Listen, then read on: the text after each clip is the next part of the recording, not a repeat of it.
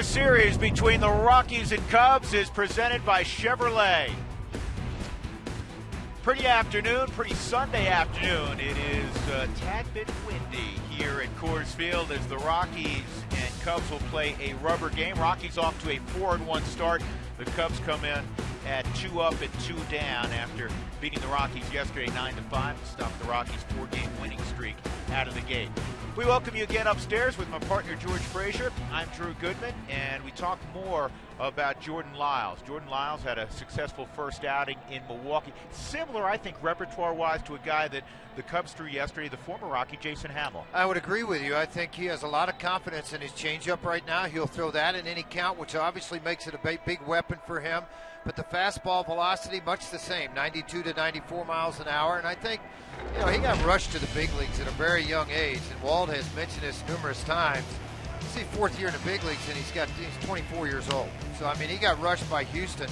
But he's a very good athlete, can handle his position very well. He's going to put the ball on the ground an awful lot. He's going to flip double plays for you. And typically, he's going to work beyond the sixth inning. And I think that's something you look for. And for this team to be successful, I don't think there's any doubt in anybody's mind. He needs to win 12 to 15 ball games. If he does that, they've got a chance. For any team, even the Dodgers with their nearly $300 million payroll, you have to have some good stories. And typically when you're talking about good stories, it starts, as you allude to, George, on the mound. And I would agree with you. You know what you're going to get from Jorge De La Rosa. Pretty much. You need a guy like Jordan Lyles and a couple others to really take a large step or two forward in their young careers. Well, I think so. I believe that I could be that double winner, be that double-digit guy, and be that good, solid number 2 starter in a rotation. And he obviously showed that in Milwaukee in his first start of this year. And the nice thing is he has that kind of ability. He absolutely does. And I think the changeup is added to that, the addition to the curveball, confidence to throw that for strikes. Let's take a look at the Cubs lineup. It'll be led by the former Rocky Dexter Fowler, who was a pain in the neck to the Rockies yesterday. His first 2 times up, he tripled.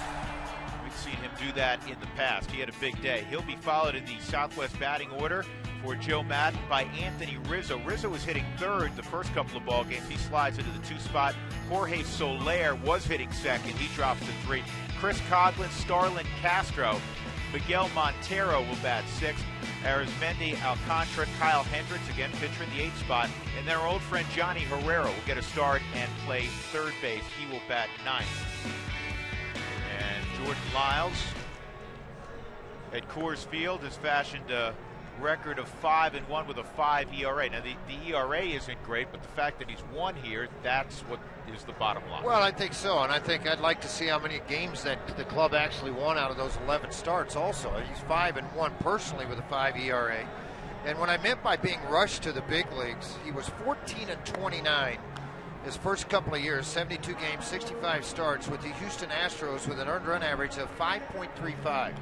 In a Rockies uniform, 8-4. with a 427 earned run average, almost a point difference. And I think, again, that goes with the maturity side of things, learning who you are at the big league level, and that I don't have to be a strikeout king. I just got to be a guy that goes out and tries to win ball games. Here are the gloves this afternoon behind Jordan Lyles. In the outfield, it's Dickerson, Blackman, and Cargo again. The only notable change, well, there's 2 of them. As we suspected, Troy Tulowitzki will be given a day off. Troy is just fine, but you're playing a bunch of games in a row. Rockies will be careful with him. Daniel Descalso will get his first start. And Michael McHenry, the only Rocky not to have played yet, he finally gives Nick Hundley a break behind the plate. So here we go. First pitch of the ball game is in there, strike 1. Eric Cooper is the home plate umpire this afternoon. Rob Drake at first, Quinn Walcott at second. Gary Cederstrom is at third base, and that's outside, ball 1. 1 ball, 1 strike. The wind looks like it is blowing left to right, but you never know here. It swirls quite a bit. In the air to Charlie. Blackman handles that, 1 out. Well, the hard part about trying to deal with this today is you didn't take any batting practice on the field, so being able to see how the ball is going to react off the bat with the swirling wind, it's kind of a test here early in the ball game. The human pincushions up there, Anthony Rizzo. You mean just because he got hit 15 times last year and 4 times already this year? He's one off the team record for being hit in April, and it's April the 12th. Reed Johnson a few years ago got hit 5 times in the month of April. He's already been hit 4 times, 3 in this series. 1-0 on Rizzo. Yeah, it's funny, we were looking at some numbers on Rizzo, and usually, George, and you learned this early in your career, a guy who crowds the plate probably wants the ball in, right? Yeah, he's quick enough to get in there. We've seen it. A couple of fastballs that came on that inner half. He was able to take the pitch and drive it. Big backswing for him also. As a catcher, beware. But what's interesting is that Rizzo, the reason he made market improvement a year ago, going from a 233 average in 2013, foul tip, see you later, to 286 last year, was handling the ball away. Going to the opposite field. They shift so heavy on him that he's able to kind of drive that ball into left center, and has been able to do that with some authority. 2 outs, nobody on for Jorge Soler. Good looking right fielder.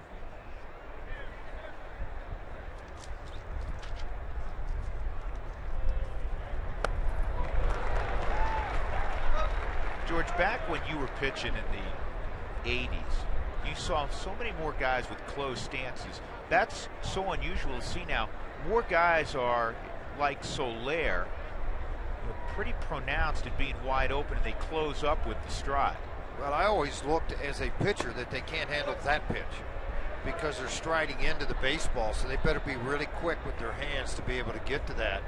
And I always felt that was a big advantage. You could shoot this sinker down here in this area and take care of things. What you have to be aware of when a guy dives, you got to be careful with a flat slider.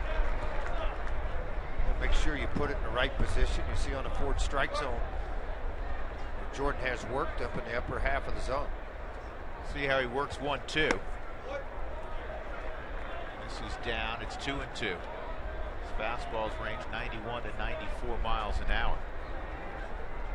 Got a good slider as well. Go with that improving changeup. And this is on the ground to Arenado. 2 clean hops and a terrific start for Jordan Lyles. Fly ball, strikeout, ground out. 1, 2, 3. Rockies on offense when we come back to Coors Field.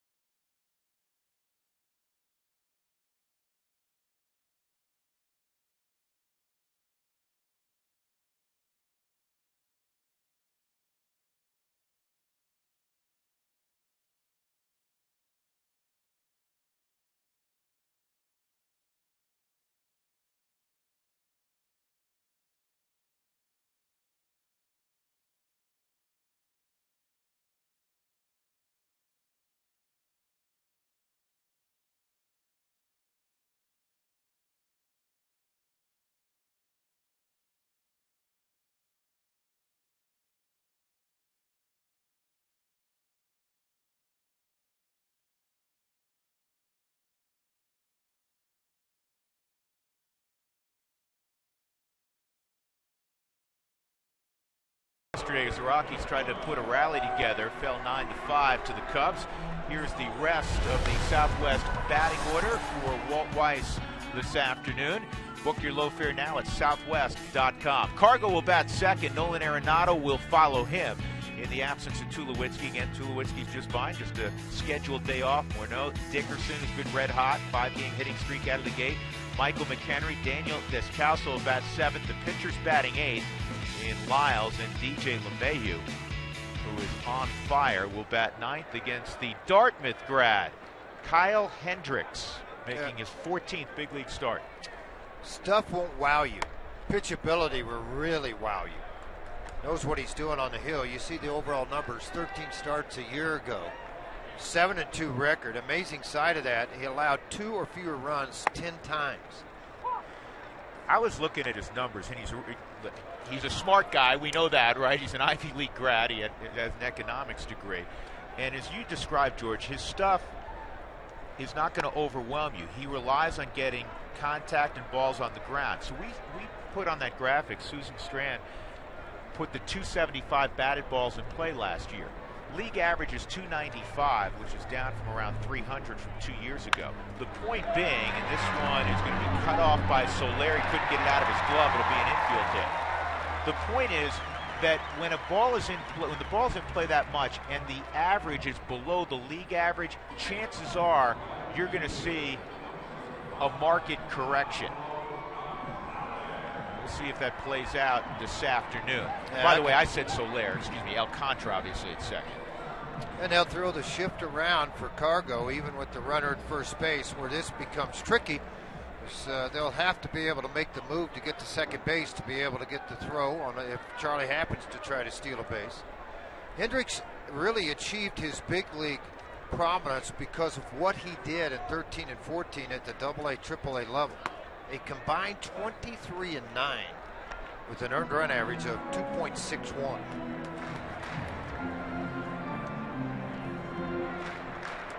His college catcher, Chris O'Dowd, the former Rocky, now with the Atlanta Braves, playing in Mississippi in the Southern Division. Yeah, he and Chris not only were battery in Hanover, New Hampshire, but they were roommates as well. Chris off to a fast start. He's at 500 right now with 3 RBIs for the Braves AA affiliate. 500 works in every league, doesn't it though?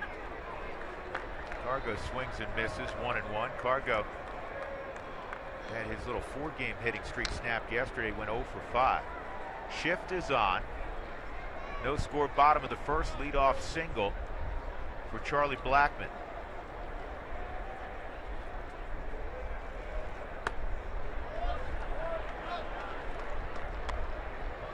Adjustments that he makes on the mound, Hendricks, as I'm talking about, is he'll see little things. Ball floats out. All right, hand wasn't behind the ball. Didn't ride my front side long enough.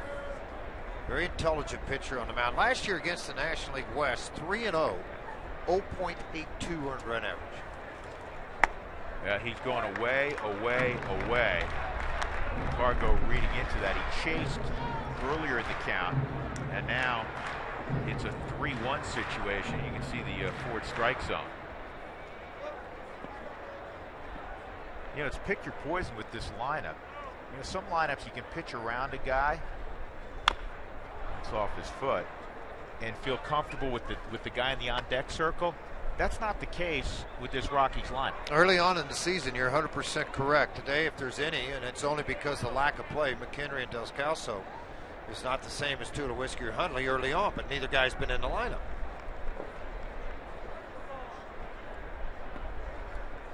See if Charlie's in motion here. 3-2 count on Cargo. Oh, he's leaning out.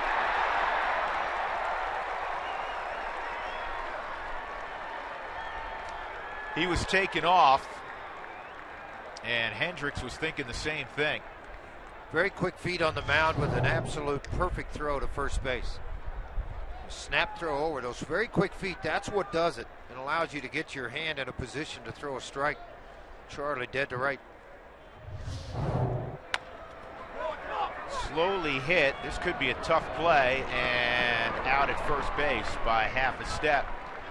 Rizzo with the little flip to Hendricks covering. 2 outs now, nobody on for Arenado. Cubs defensively have Coghlan, Fowler, and Soler in the outfield. Johnny Herrera's at third, Castro, Alcantara, Rizzo, and Miguel Montero.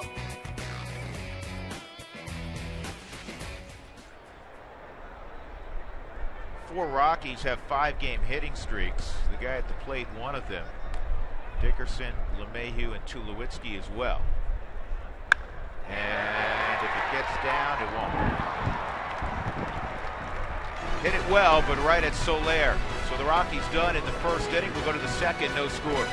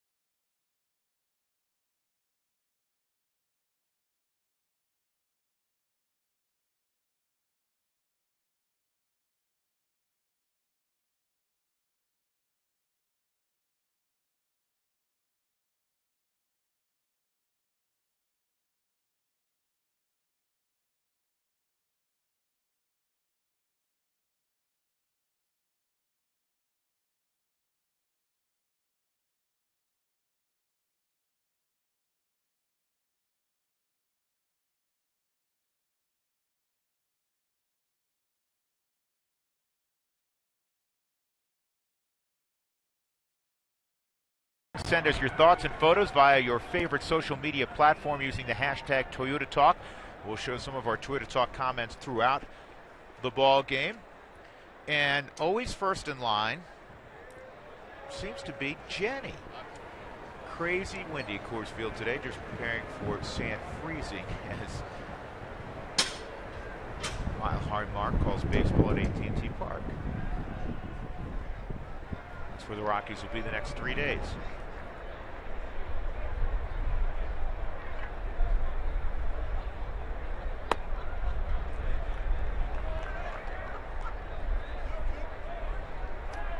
Chris Coghlan at the plate, then Starlin Castro and Miguel Montero. Pitches low, 2-0.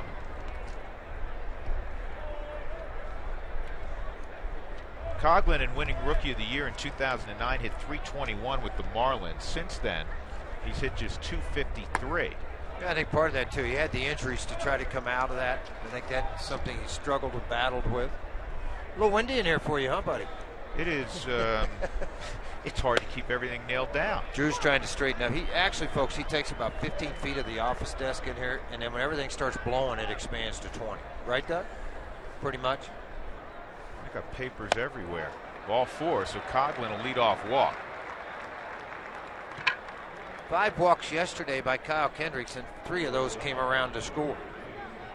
Now, it was really unlike Kyle Kendrick yesterday. He's going to get hit. I mean, he's a guy that the ball is in play quite a bit. He's a contact pitcher, as we described Kyle Hendricks.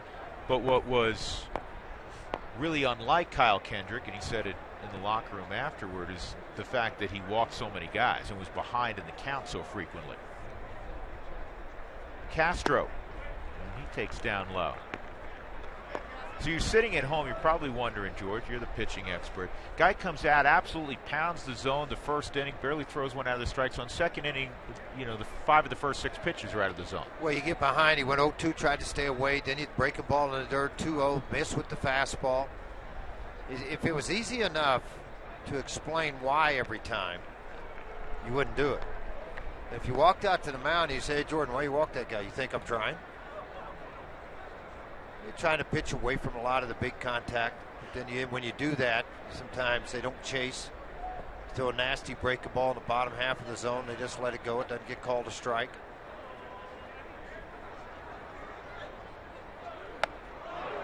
Well, he's behind now 2-0 on Castro, and McHenry's going to jog out. Well, the demeanor on the mound tells me a little bit too. Fighting his delivery somewhat. This fastball jumped, almost caught Castro in the ribcage.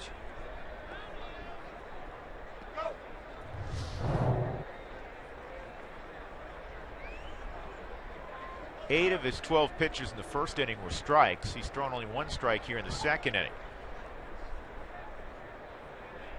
Castro, career-wise, just 2 for 13 against Jordan Lyles.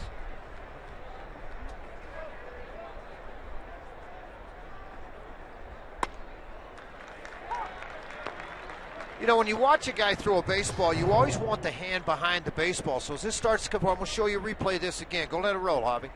As this starts to come forward, freeze it.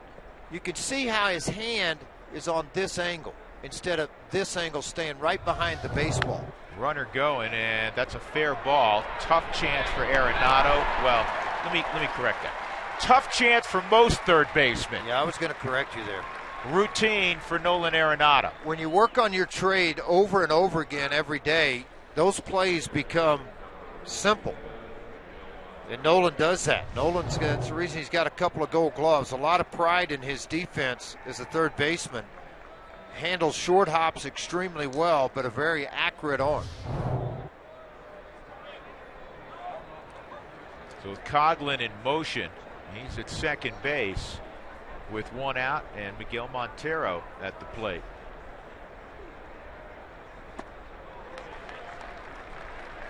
Crossfire. Headed out to the mound really quick. Yeah, he is. Pretty good with the glove.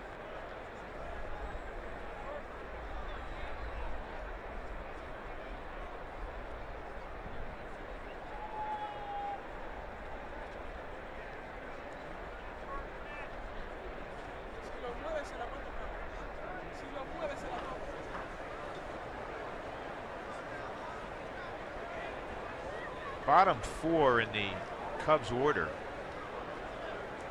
George hitting a collective zip. Why did I say that?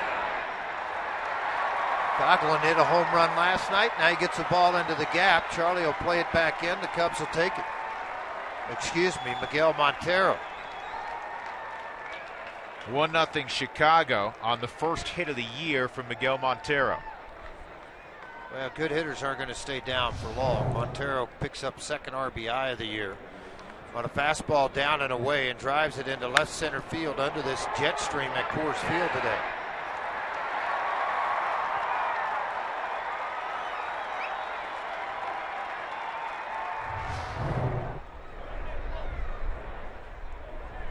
Here's Arizmendi Contra.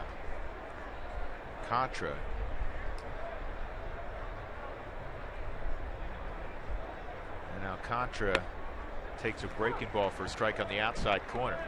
Cubs scored first yesterday.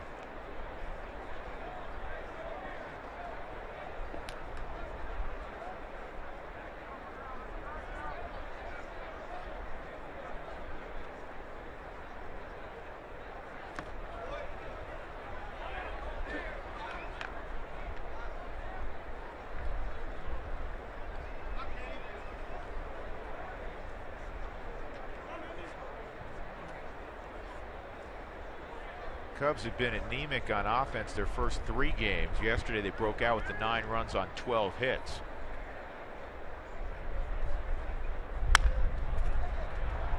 This will be the second out. DJ quickly delivers it to Morneau. And that'll bring up the pitcher Kyle Hendricks.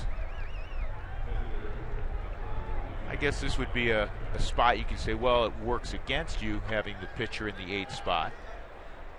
Does with the runner at third base. Obviously a chance to knock in a run with an everyday guy at the plate. If you think you have a halfway decent hitting staff, you go ahead and let him swing it. Descalso will throw out Hendricks, and that ends the inning. A walk to Coughlin, and it ends up burning Jordan Lyles as Miguel Montero delivered a 1-0 Cubs, middle of 2.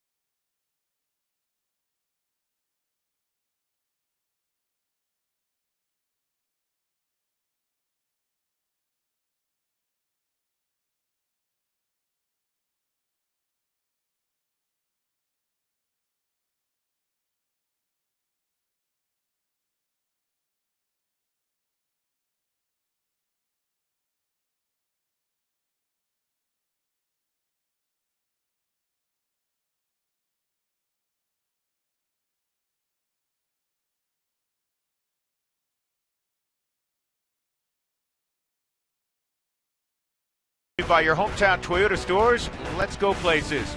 By the University of Colorado Denver, see how CU Denver learns with purpose at learnwithpurpose.org. By CenturyLink, your link to what's next.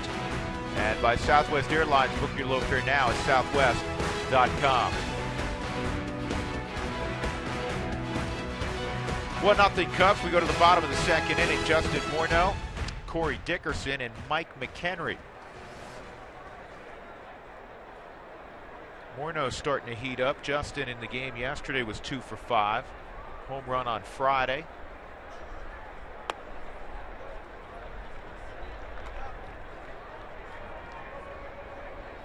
Justin Morneau bobblehead.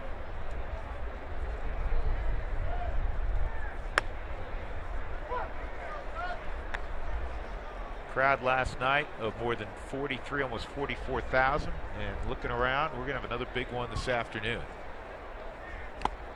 Sellout naturally on Friday, close to 50,000. In fact, more tickets distributed on Friday than ever before in the history of Coors Field. 23rd season of Rockies baseball. This is punched to the left side. The shift was sort of on. That allows Castro, though, to get there because he was shaded more up the middle as opposed to being completely on the right side of the diamond. This is one of those guys, George, tell me if you agree with this. Hendricks, one of those guys go back to the dugout and they talk, and the second time through is when they should get a feel for how he works. But the thing about a guy like him is he may change what he's doing too. So in other words, instead of starting you off fastball changeup, it may be curveball fastball changeup, because he has the ability with all four to throw for strikes. And you try to sit there and think, all right, I'm going to look for this changeup, and then the guy throws you a 91-mile-an-hour fastball.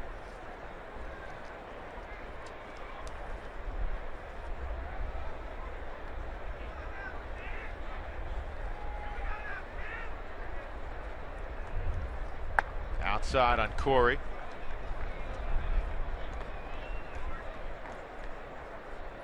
Dickerson hitting .400, couple home runs, 9 driven in. The only guy to drive in more runs in the first 5 games of a season for the Rockies, Larry Walker. And that is the subject of today's fun fact. It's brought to you by All Copy. Galarraga drove in 9 in '94. Dickerson the first to have a ribby, though, in every one of the first 5 games. If you're wondering, okay, what's the major league record for most ribbies in the first 5 games? It was a couple years ago. Remember the monster year that Baltimore's Chris Davis had? He had 17 ribbies the first 5 games. I want to see if they go breaking ball here down. It appears they're going to run fastball, tried to come in on his hands. They got it in. See, that's what he'll do. I mean, he has such command to his very good fastball command. So he'll run it underneath the hands. He'll run it in on the hands. He'll run a sinker down and away. Everything works off the fastball. It's 88-91, typically in the 88 to 89 range for the majority of the time. Thought they might try to get him to chase the breaking ball. They're going to go fastball away after going fastball in. Ooh, big cutter. That looked like one of those cutters when you grab the new baseball before it's rubbed up, George. Looked like a Frisbee in the park to me. Yeah.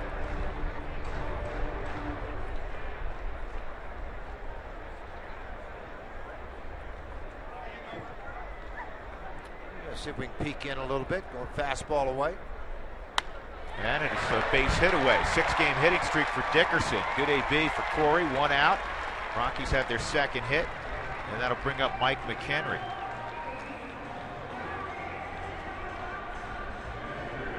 Not exactly where he wanted it. He wanted to run the sinker down and away, and that's why Corey had the ability to take this thing the opposite field, about belt high, and took this ball straight over the shortstop's head into the outfield. Nice job of hitting by Corey Dickerson.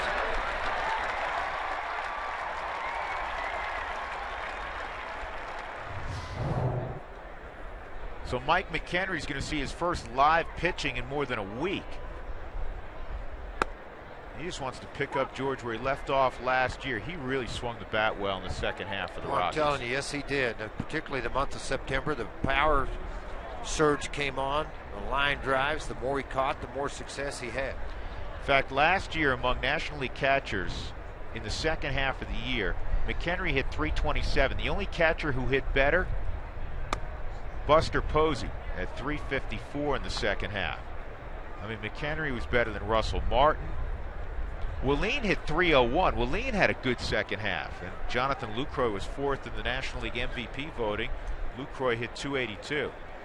You make a mistake inner half on McHenry, He reminds me of an old friend who's now a special assistant, has done a lot of scouting, and that's Todd Green. Remember how powerful Todd was on the inner half? Well, as a backup catcher, they look dead fastballs, and then when they get that one on that inner part of the plate, they just unload them. Similar builds, too. Stocky, strong guys. This is up the middle. Base hit for McHenry. Dickerson will stop at second. Well, it's got to feel good for Mike. Understanding your role as a backup is difficult to accept, particularly after what you had the year before. But I think when Michael went to Pittsburgh, he was a starter. They got Russell Martin. He got hurt, kind of out there, and the Rockies picked him up. So he's grateful to have every day you have at the major league level. So you just try to take advantage of your opportunities and accept what you're doing, and then try to capitalize when you get your shot.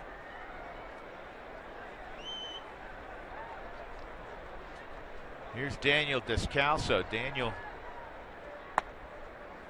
has had 3 at-bats so far, looking for his first knock as a Rocky. Now would be a good time for it. Colorado trailing 1-0. We're in the second.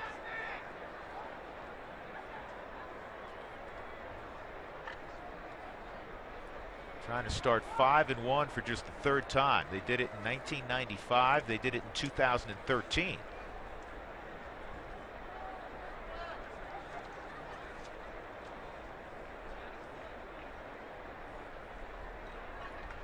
This ball pulled foul.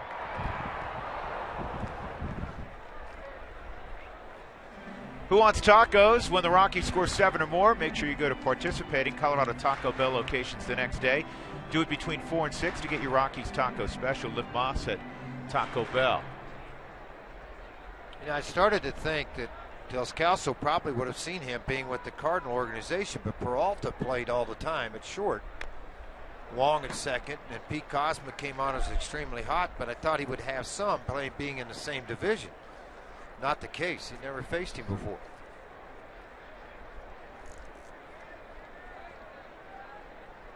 Well, Hendricks threw that gem last year at Wrigley Field against the Rockies. Maybe his best outing as a big leaguer. 8 innings of 1-run baseball, and that's foul. Tell you what, when you have 13 starts at the big league level, 10 of those 13 you allowed 2 or fewer runs. You had a lot of good outings last year. The league started to figure him out a little bit. His last 4 starts, after limiting the opposition to a .218 average his first 9 starts, Hendricks saw the league hit just under 300 against him. That's why I mentioned, second time through the lineup, the feeling out process. Of course, when he beat the Rockies last August, it was a depleted Rockies roster. 1-2. Well, you go back and you look at the 2014 rookies in the National League with 10 or more starts. His earned run average the best out of that group. Colin McHugh, the former Rocky, with the Houston Astros, 2.73. Tanaka with the Yankees to half a season. James Paxton. His stuff's similar to McHugh's, wouldn't you say? Well, McHugh now, yeah, I tell you what, it's all of a sudden he's jumping up 93, 94. Is that right? Yeah, a little different guy than what we saw here. I mean, he's throwing the ball a lot better, a lot more velocity.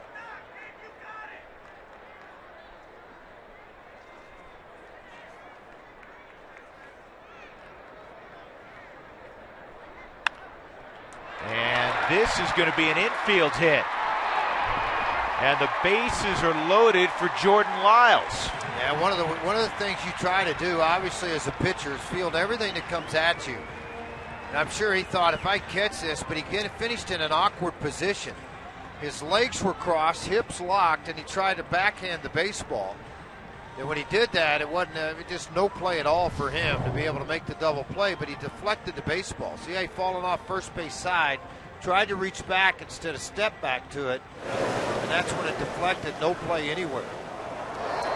Started Castro came in barehanded it, but he was going to take the baseball and flip it over the other way to third base if they could catch him rounding the back. Let me ask you an offensive strategy position. You have the bases loaded, there's one out. You got a ground ball, extreme ground ball pitcher on the mound. You got a pitcher coming into the plate. If you're Walt, You think about putting a bunt down to stay out of the double play, tie up the game. You got decent speed at third. You know what? If I knew I had a pitcher up that could really bunt left or right, but if he bunts it right back to mound, you got a double play and it's over. So, I mean, if I got a pitcher that can really, and I mean really handle the bat as a bunter, maybe then, but otherwise, no way. Now, Rizzo thinks they may be bunting. He's well in on the grass, and the first pitch is in there for a strike. Now Lyles will stare down Stu Cole. Now, the middle of the infield's back for double play depth. They're going to flip it if it gets hit up the middle. Anything hit on the corners are coming to home plate with. Dickerson, obviously, with plus speed, they got to get rid of it in a hurry.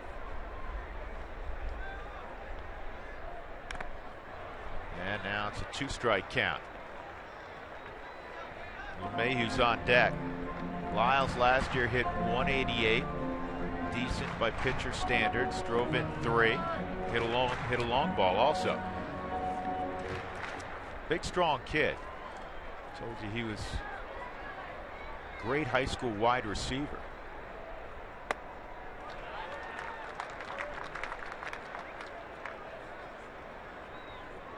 Soler is cheated in right. Fowler is cheated a little bit in center field. Coughlin average depth in left. 1-2. Good eye. Rockies trying to tie it up or perhaps take the lead. 1-0 bottom of 2. Again, Lyles hitting out of the 8th spot. LeMahieu on deck.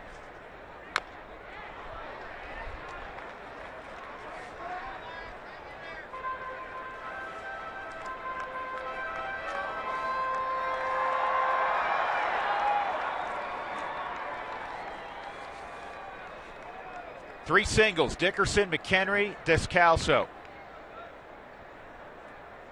The Rockies have hit 382 within the first 5 ball games with runners in scoring position. You go, man, 385, that ought to be leading it. No, that's third. Atlanta leads it with 405 average. Unbeaten Atlanta. Well, they were unbeaten until today. The Mets beat them 4-3.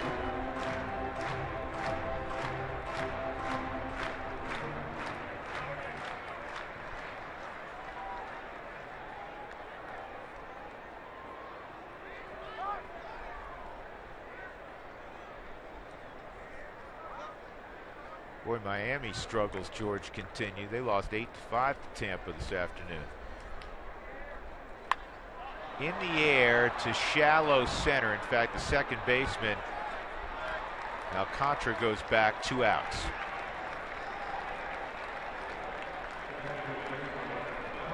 Well, now it'll be left to DJ LeMahieu, and all he's done is hit .524 through the opening week of the season.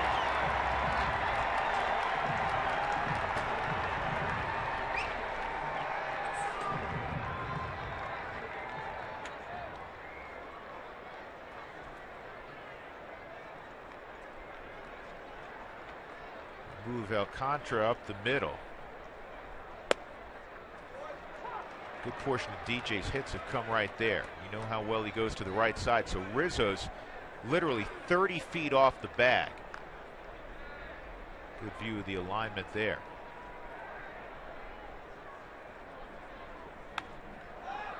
I tell you what, and again, I mean, everybody has as much paperwork or more than what I have. But when I sit and look at directions of hits for DJ LeMahieu, I'm not playing a pull, I can tell you that. 9 hits a year ago, it was more drastic. Almost 80% of the hits were the right side of the infield. What's crazy, pitchers will throw a ball away to him, play right into his hands. DJ does a great job shooting it through the right side, and there's a big hole there. 0-2.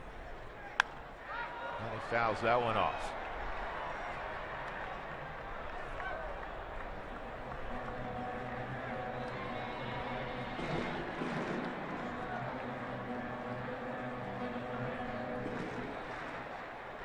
Rockies with 4 hits already, no runs. They had 12 hits yesterday in the loss. They've had double-digit hits in every ball game. LeMahieu hits it to deep left center field, and it is over the head of Coughlin. This should clear the bases. It will. Here comes Descalso, headed to third. DJ LeMahieu coming through yet again. 3-run triple. And the Rockies lead it 3-1. Can you have a better start than this opening week for DJ LeMahieu? Well, he led the league in RBIs hitting 8th. Maybe he'll do it hitting 9th this year. 1-2 count on DJ LeMahieu. Changeup out of the hand, and it faded right into the bat. Nice job of hitting by DJ. The strength comes in that you see powered into left center field. Coghlan not playing that deep in his position, allowed the ball to get over his head, and with 2 outs, it's off to the races for everyone, including DJ, sliding safely into third. Charlie takes strike one. He had an infield hit in the first inning. And there's something about those 2-out hits, too. This ball yanked foul. Well, it's just a game changer, because when you can come up with those 2-out hits, you know, you just add more to it. I mean, your team just scored a run, you come in and you give up 3, now you got 2 outs, a runner at third, wild pitch, ball get through the infield, Charlie base hit. It just, George, is add on. You know this from being out there forever. It shifts momentum. The Cubs feeling like, hey, we're going to get out of a sticky situation.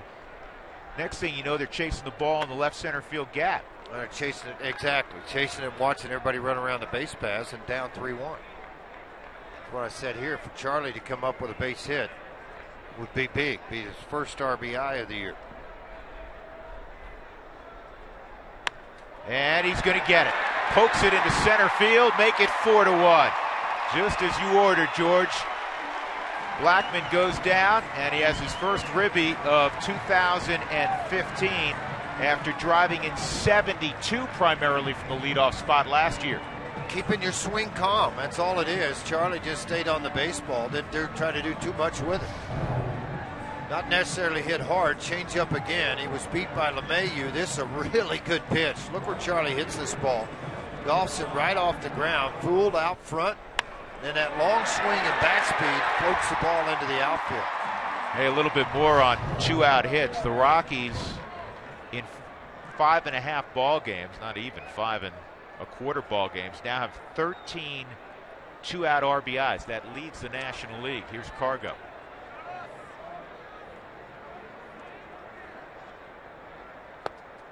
Outside ball 1. Start thinking the way this offense operates, could have 8 guys qualify for the National League batting race because they're going to hit 6 times a game.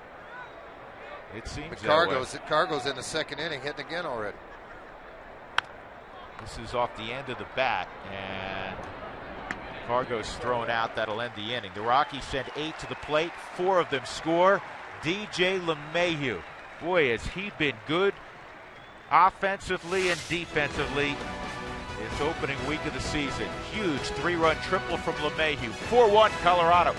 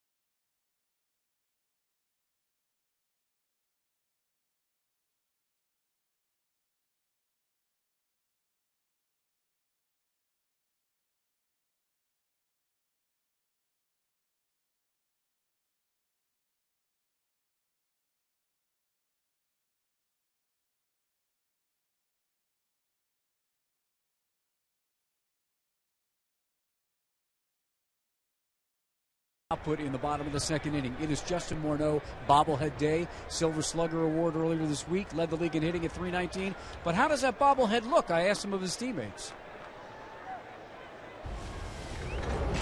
It's pretty good. Every day they do a tremendous job. You know, they continue to get better. I think this is exactly the same. Kind of looks like him. You know, it's got the hair coming out of the helmet nice. Same stride. I don't know. I think it's pretty good. I think they did a good job with this one. It's like a Canadian guy, I think. Shut up, Morneau. What are you doing, huh? Huh? Just keep hitting home runs, all right? That's what I want you to do. All right. Good job. I mean, that's the Morney vintage finish right there. I mean, can't go. That's exactly what it looks like. If only you could make that ball go over the fence. Like, put a little ball like up here. It would be perfect. Yeah, like his 1,500th hit, which was a home run. So a unanimous decision. It looked pretty good, and Justin Morneau's going to have some fun with it today. I asked the Troy Hawkins guys about if they had bobbleheads when he first started. He said no, it was Beanie Babies. You remember the Beanie Baby craze? I remember the Beanie Baby craze because, for many reasons, I'm an idiot. But in 1998 at the All-Star game, I got done doing a show on Fox with Steve Lyons. We were across the street in a parking lot. We come in to the stadium, and they were handing out the Beanie Babies, right? Mark, it was the Glory Bear Beanie Baby. I declined to take one. So I said, "What am I going to do with this thing?" Because we had one child at the time, and he was 2 months old. So I'm like, I don't need a Beanie Baby. Little did I know that 2 days later you could have sold it for $1,500 online. That was July 7th, 98 of the All-Star game. I remember that, too. That was Hawkins, you know. That was his sense of humor. But it's good to have another bobblehead day. Well, they're making these bobbleheads more durable, George, because Hawk was kind of hard on the Justin Morneau bobblehead. It was, yeah. And they're making them a little bit lighter than what they were. They travel easier that way. 0-2. Back foot slider misses to Dexter. Leadoff walk to Johnny Herrera on 4 pitches. So Jordan Lyles, who walked the leadoff man in the second, and it burned him. Coughlin would come around to score on a Montero double. Has done the same thing here in the third.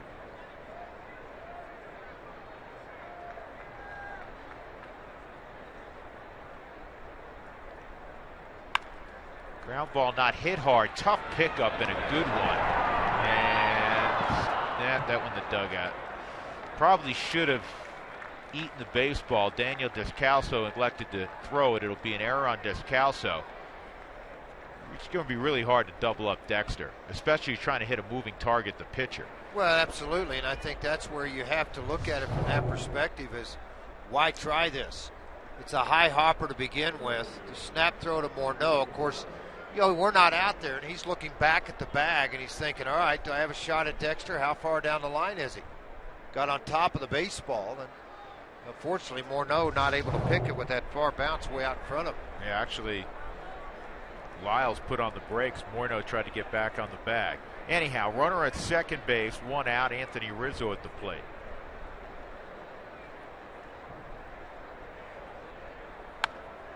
Descalso, 116th game to play shortstop. His 89th start is a fielding percentage of .950.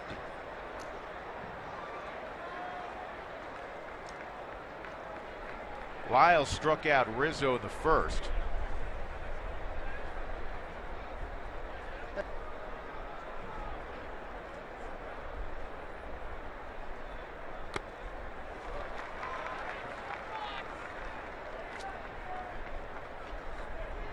Two strikes on Anthony Rizzo. Hitting the 2-hole today. Joe Madden had him in the 3-hole first few ball games of the year. He hit in this spot 5 times last year. More managers are doing it. More managers are taking that big-time bat that's used to hitting third, sometimes fourth, and inserting them in the 2 spot. Walt started it last year with Michael Kadire. Unfortunately, Michael battled so many injuries last season. What kind of start's he off to, Doug? Decent. I've checked. He's thrown out a hit here and there. Thanks, Doug. Chase. Doug will tell you exactly. I'm just telling you on the periphery. Right, I understand. Right. What it's looked like. tell you how many 2-1 Well, I mean, you know the counts thing, he's I had. know you follow the Mets because that was your team growing up. I follow the Cardinals. That was my team growing up. I mean, you want to see what guys are doing. Check on Matt Holliday, Matt Belisle to see how they're doing. Holliday's off to a good start. Yeah, he is. So's Matt Belisle. He's hit 200 with 9 strikeouts and 20 at-bats. Scuffling a little bit then. No, you said he was throwing hits out. That's why I go to the stat guy. They'll change Drew, it. that's This time why- of year, it changes dramatically. You That's go why from I you go go to from a the- 400 hitter to a 200 hitter real Yeah. quick. One game. Yep. 2-2 on Rizzo.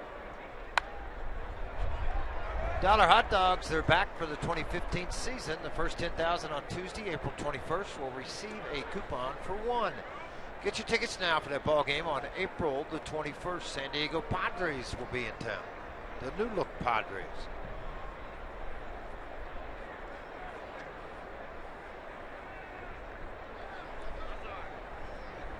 Maybe they'll have a nacho day too. What do you think, Doug? 3-2.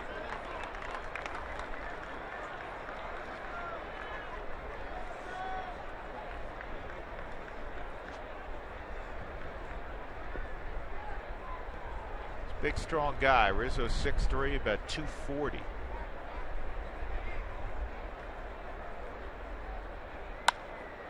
In the air to Dickerson, shallow left. Corey will come on, will make the catch, 2 outs. The Cubs are now 6 for 37 with runners in scoring position. 3 of those 6 hits owned by Starlin Castro.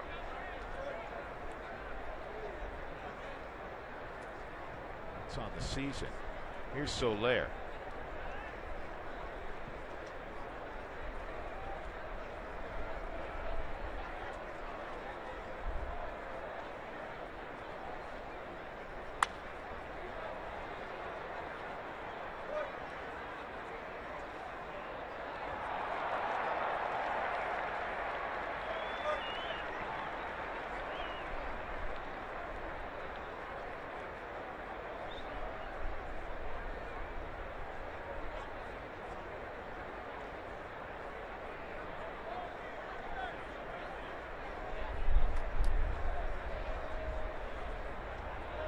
One strike count on Jorge Soler. 2 strike count on Soler. New Britain today got a complete game shutout in the first game of a doubleheader. Pretty good job too. Shane Carlisle, the 10th round draft pick out of Long Beach State, went the distance, 3 hits given up, didn't walk a batter. Struck out 4.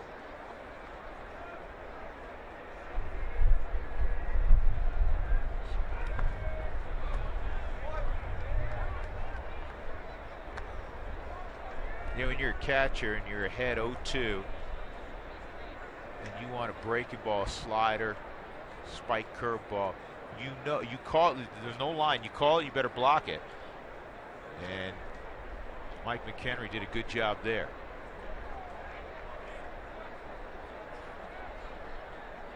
Got him. Good pitching by Lyles.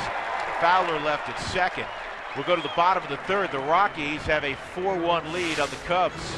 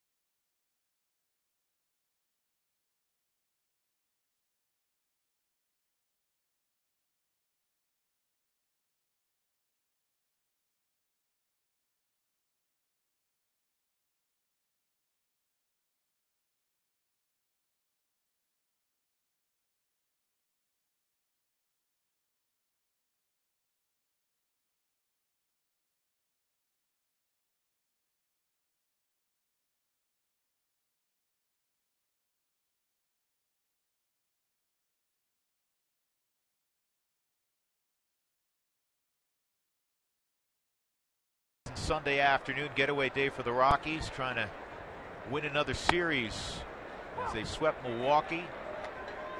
Today the rubber game. Cubs won yesterday 9-5. Nolan Arenado lined to right his first time up. Here's the 0-1, and that's fouled off. 2-strike count on Nolan. Morneau and Dickerson to follow. Rockies got 4 runs last inning, all with 2 outs. DJ LeMahieu a 3-run triple, and then Blackman poked a single up the middle to drive home DJ. This ball top to short. Castro.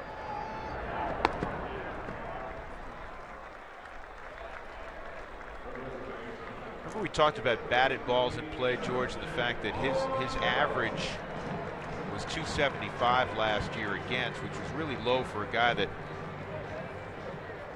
has the ball in play that frequently, and the league average 295. Well, today, think about that last inning. There were, and here's another example of it. That ball's not hit hard, but it was hit in the right spot, so things start to even out. Eventually they will. The batted ball play, so fans understand that. And I don't want to get into explanation of all these new analytical deals, but one of them is it takes away the strikeouts and walks. So it's just, that's why, you see a guy like Mark Reynolds in Chicago and St. Louis. He's a 220 lifetime hitter, but batted balls in play, he may be 285. He probably is well over 300, to be honest. Who knows? And but he's also a high strikeout guy.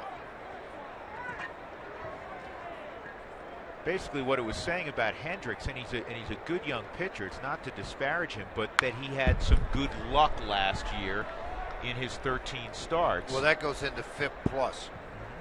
Yeah, well, fielding independent pitching. Hey, George, we're going to make a. No, you're not either. I still like CHP. CHP's my favorite one. Can he pitch? Can he play? That's my favorite stat right there. I understand that as well. If somebody can come up with a radar gun that will depict and tell me, got right in on the knuckles. Get up in the seats. How big a heart a guy has on the mound. I want to get a patent on that radar gun. In every sport, they want that. The NFL draft's coming up shortly, right? They can tell you who can run fast, jump high, and those things you can measure. You just can't measure what's inside somebody, and then also what's inside somebody when their lifestyle changes, when all of a sudden they have a little more bank than they had in the past. All those things. 2 strikes on Corey. Morneau a 2-step lead at first. This one's going to be interesting. A lot of wind up there. Herrera is going to make the catch.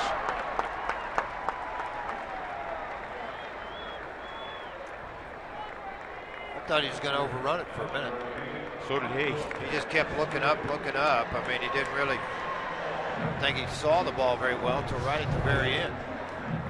He's looking up in the sky. He's well beyond where the ball is, and it comes back to him. I love Jim Tracy's description of Johnny Herrera. Every few weeks, Johnny come into a ball game, make a play, whether it was second or short or third. And after the game, Jim Tracy said, that being he's a professional glove. That's he is that. Yep. He just got through telling Alcantara, ball hit to me, I'm coming to second with it. 2 or 3 times he's told him now.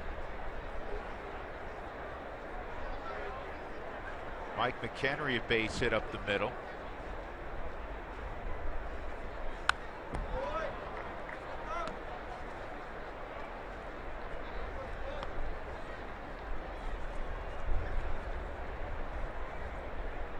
Chicago Cubs actually travel a mental strength coach who sits down with a lot of these young players.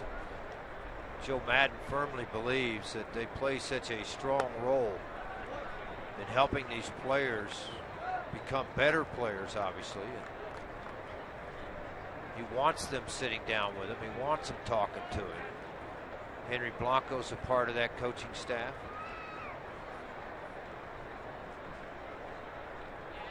One-two on McHenry, and Mike knew it. Strike 3. So Morneau's left at first after singling. We turn the page to inning number 4. The Rockies 4 and the Cubs 1.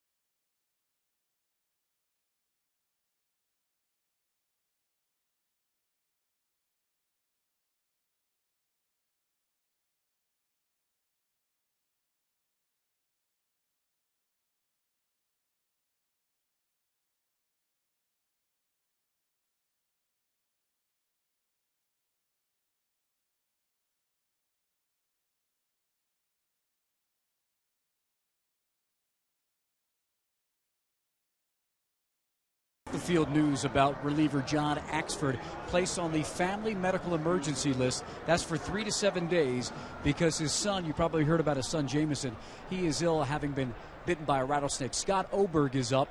He is a reliever who wear number 45, and Charlie Culberson on the 60-day DL so they can make room on the 40-man roster. But for John Axford, it has been a tough few weeks with his son. Anybody that's had kids, you get to see your toddlers running around. It's an amazing thing to see. And when your son's been laying in a bed for over 2 weeks and can't move, and he's probably not going to be able to walk for maybe another couple months, what you want is just mobility. You just want him to be able to move around and be able to walk. And hopefully, if the time comes and he wants to play sports, be able to do that. And that's what they're trying to do to make sure that he can have a regular life. So Jameson was bitten by a rattlesnake, and they've got to do some skin grafts and a muscle flap. And believe it or not, the best place to do that is here in Denver, guys. So he will be airlifted, if you will, in an emergency situation. He'll come here this week, and John will be with his family as they try to get Jameson back up to speed. And things are hopeful that the prognosis is good for his son. Yeah, we wish the Axfords all the best. So John will not be with the team for the next several days with his family as he should be. 2 balls, 2 strikes on Chris Coghlan. Coghlan, Castro, Montero. Rockies up 4-1.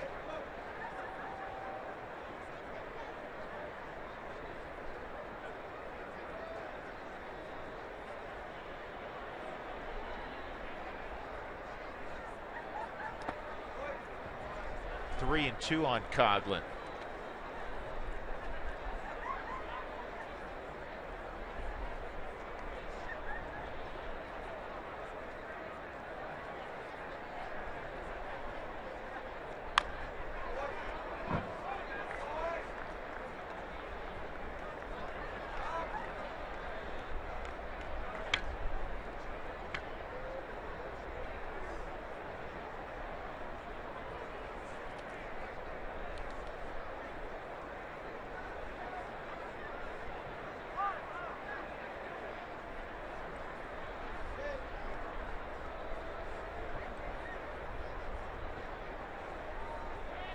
Here's the 3-2, and another will lead off walk. That's 3 straight innings. Jordan Lyles has issued a leadoff walk.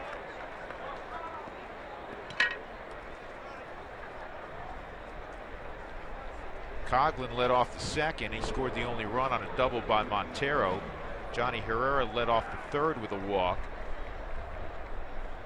Lyles worked out of that situation. Starlin Castro grounded to third. Thrown out on a fine play by Nolan Arenado.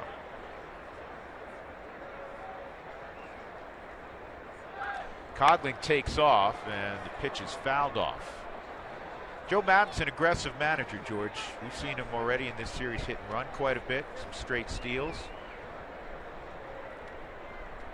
And a lot of times he will give signs, and then the signs will be given by Dave Martinez, his bench coach. And it goes back and forth as they check to see what is put on and what isn't put on. Gary Jones, his third base coach. We're looking at Michael McHenry in a 0-1 count.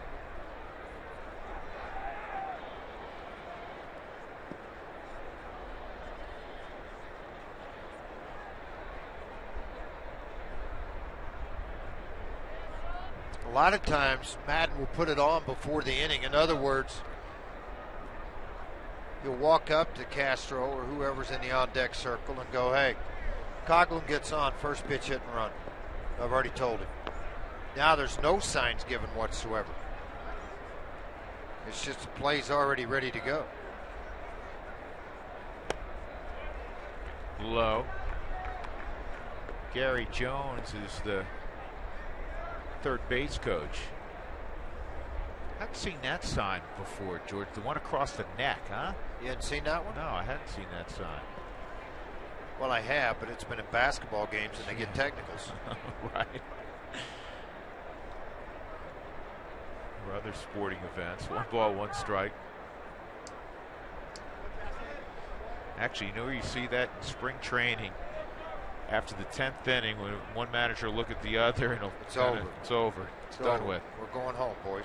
We used all our pitchers. You used all your pitchers. Good luck tomorrow.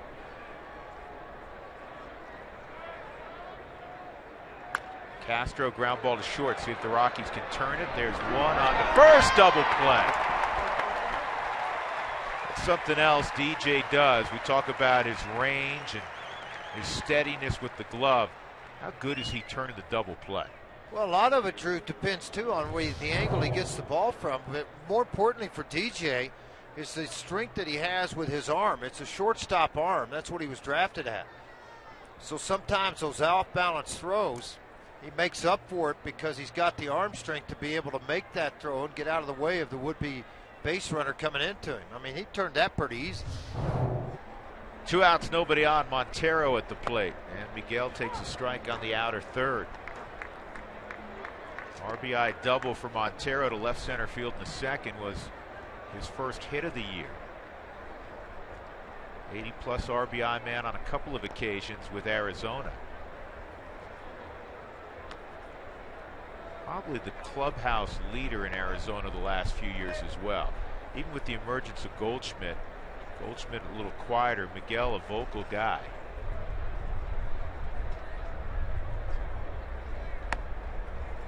Two and one.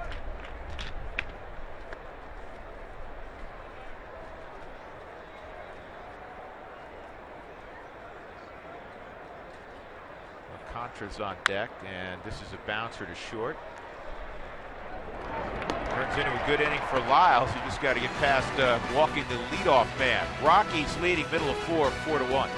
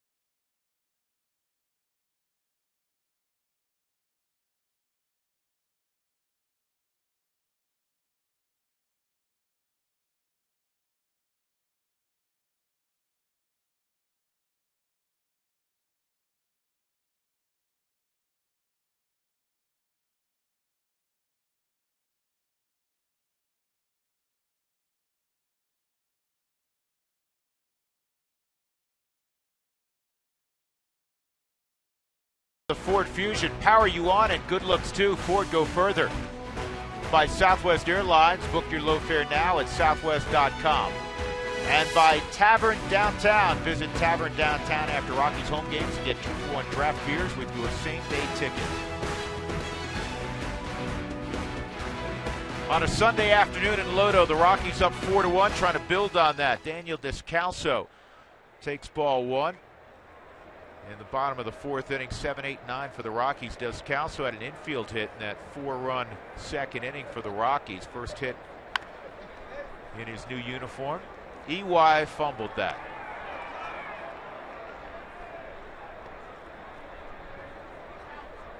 EY Jr. had a nice day yesterday for Atlanta.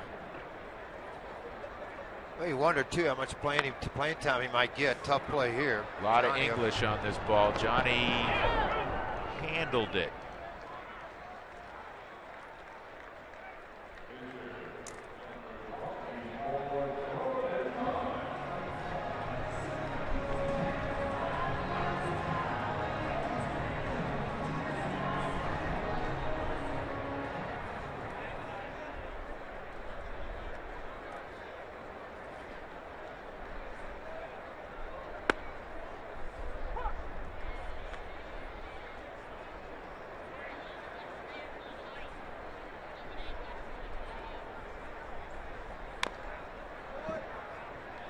2 strikes on Lyles.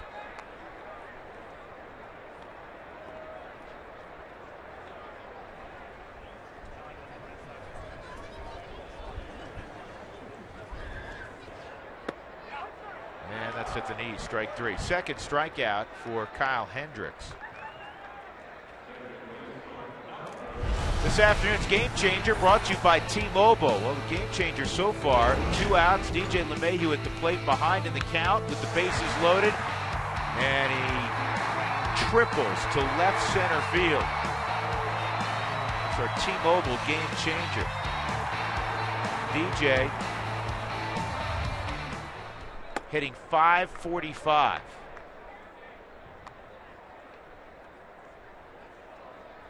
He has 4 multi-hit games. The only player in the National League already with 4 multi-hit games. Throw another one out and he'll have 5.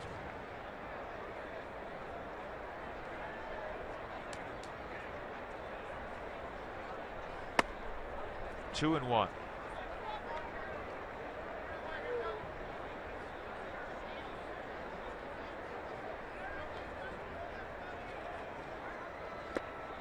Next pitch for Kyle Hendricks will be his 70th.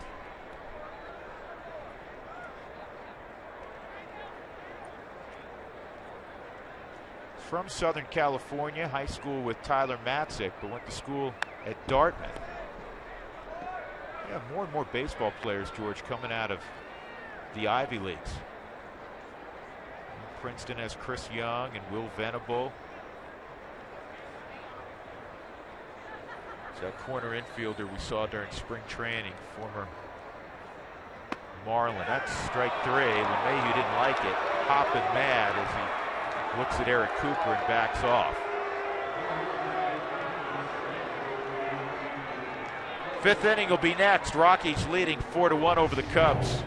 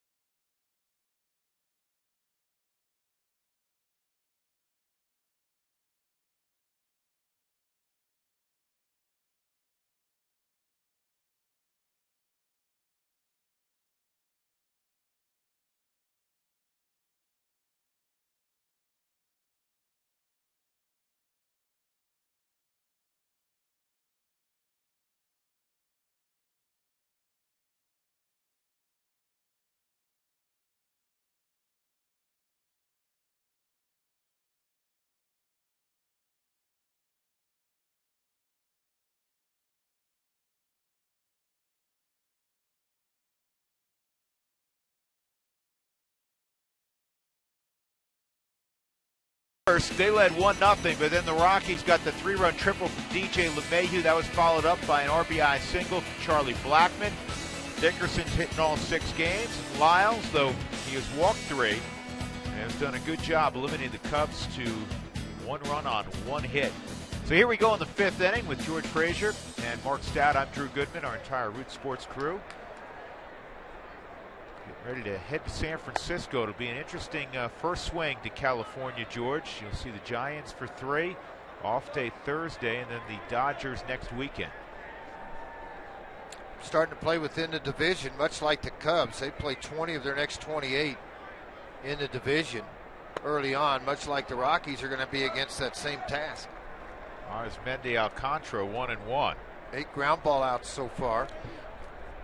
And amazingly, with those leadoff walks, 9 of 15 first pitch strikes so far.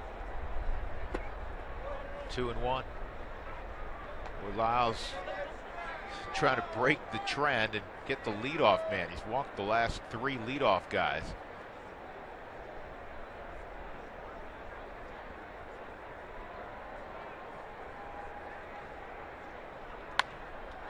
If you got a group of 25 or more, you'd like to come out to the ballpark and get some scoreboard recognition, get discounts. There's all there. Just call the Rockies, 303 Rockies, to get your group to the ballpark.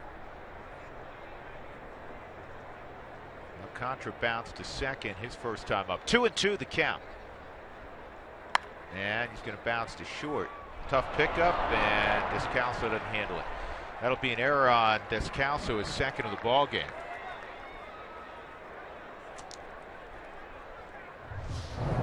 Ball's not hit real hard, tries to charge in, caught right on the heel of the glove and kicked away from him.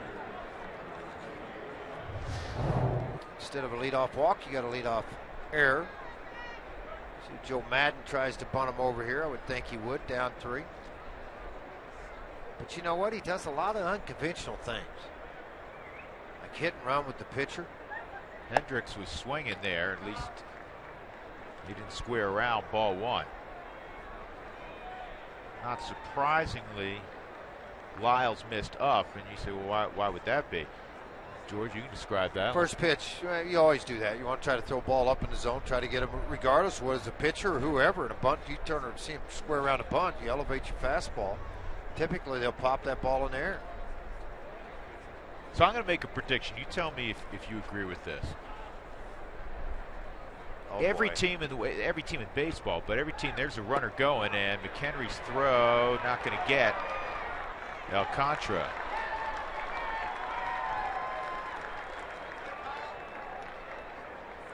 So now I'll probably see him square around. It's a 1-1 count. Well, McHenry last year, if there's anything he struggled at, it was throwing would-be runners out. And I'm not going to lay it all on Michael McHenry. You got to hold him a little better, do some things differently to help McHenry out behind the plate.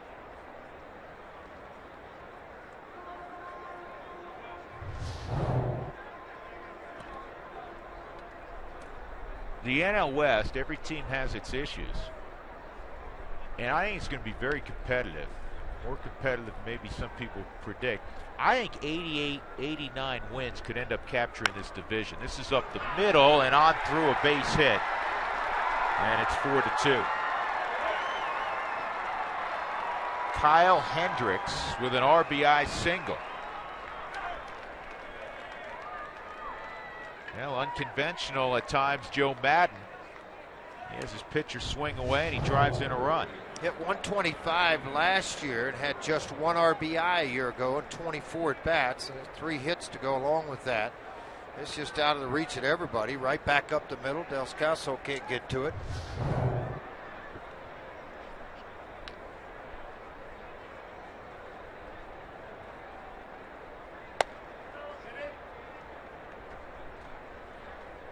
Herrera did square around. Is he on board with that, or you think it's going to be well above 90?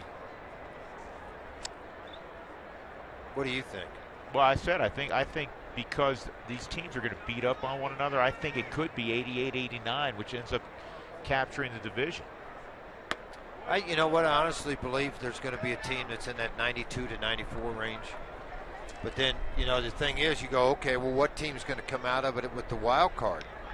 Well, there's so many good teams in the Central, good teams in the East, that's going to be a dogfight. Yeah, that's part of my reasoning that, you know, for a team to go run away and win 100 games, you just don't see that anymore. You don't see teams winning 100 ball games. Well, one of the best teams in baseball last year, the Nationals, won 96. Here's the thing. You just get to the finish line and hope you get into the playoffs, because then it's all bets are off. Henry's got a hustle, not going to get him.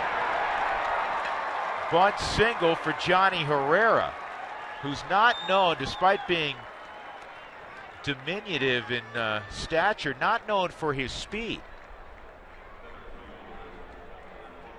Yeah, he placed this one pretty well, right out in front of home plate. The ball's going to die, kind of spin a little bit away from McHenry. He's going to barehand it and a snap throw to first the best he can, and Herrera just outran it. Beat it by a good 6 inches.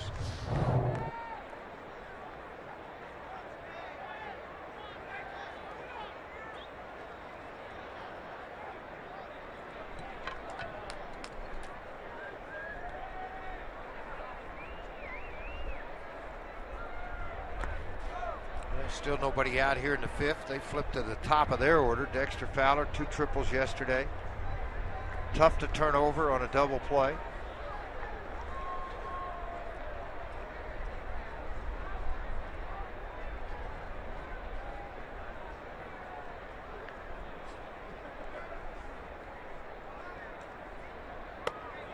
That's high, 2-0.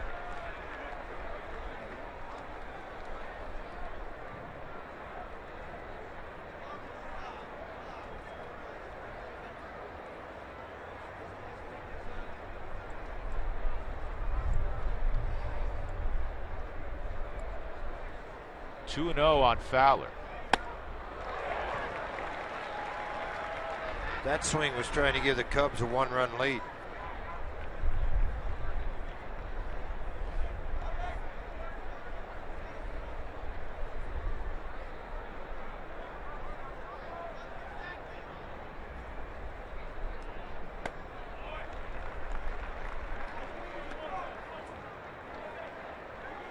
Jordan behind again, 3-1. There's nobody out. Hendricks at second, Herrera at first.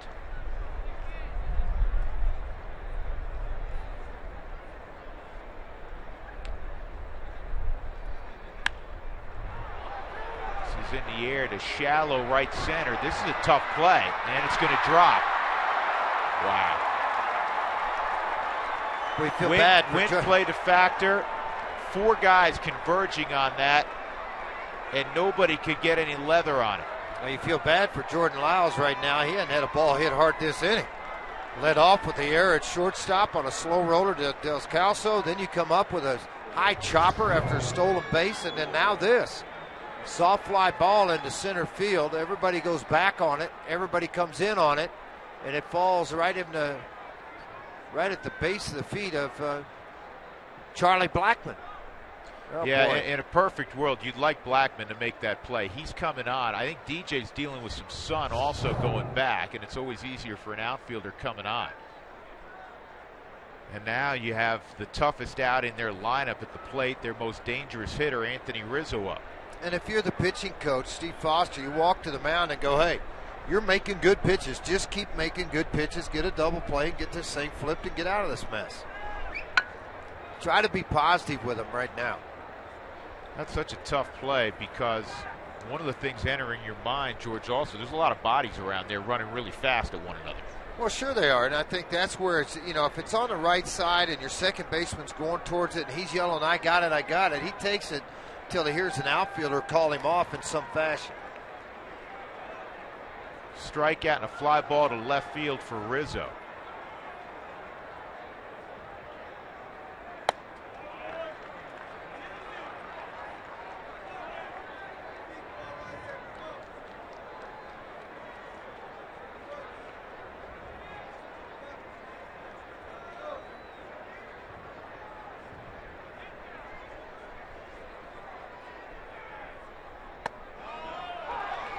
Just caught the zone. It's 1-1. Rizzo not pleased. You can see why. It's borderline, top of that forward strike zone on the outer portion of the rectangle.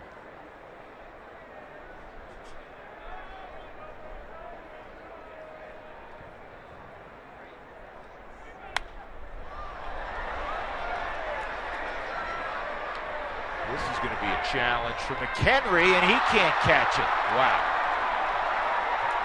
This is one of those innings that usually happens on March 1st, not well into April. And I know fans are upset that he didn't catch it, but that's one of the hardest plays, looking back up into that sun. The ball's hit about 250 feet in the air. It's going to spin back to you. It's coming down at about 85, 95 miles an hour and hit off the heel of the glove. It's a play that has to be made. There's no question.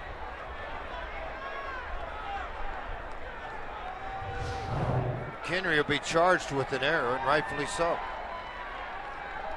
Rockies have committed 3 errors in this game. They had one yesterday after playing errorless baseball the first 4. 2 on Descalso, 1 earlier in the inning, and now the one on McHenry. I mean, it's costly in a couple of ways. One, obviously is one out. And number 2, Rizzo's still at the plate with that big bat. That's the part that scares you a little bit.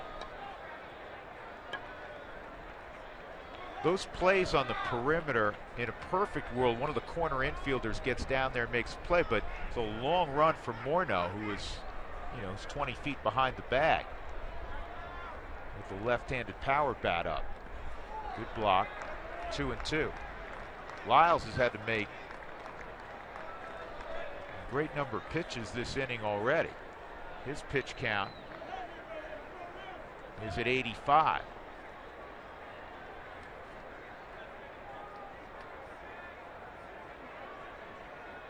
Rockies had to go to the pen early yesterday and had to eat up a few innings on Friday. Left center field, Dickerson sets his feet. A run will come home, and it's 4-3.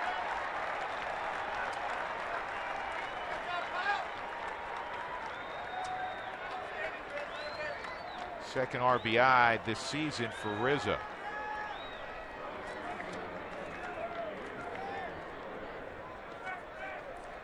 Jorge Soler, 0 for 2, a ground out and a strikeout.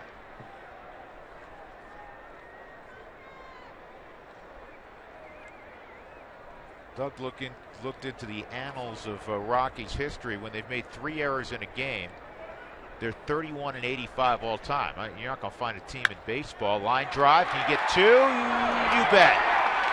Rockies catch a break there. Point being, you make 3+ errors, it's hard to win. Rockies fortunate to still have the lead. It's 4-3 as we go to the bottom of the 5th inning.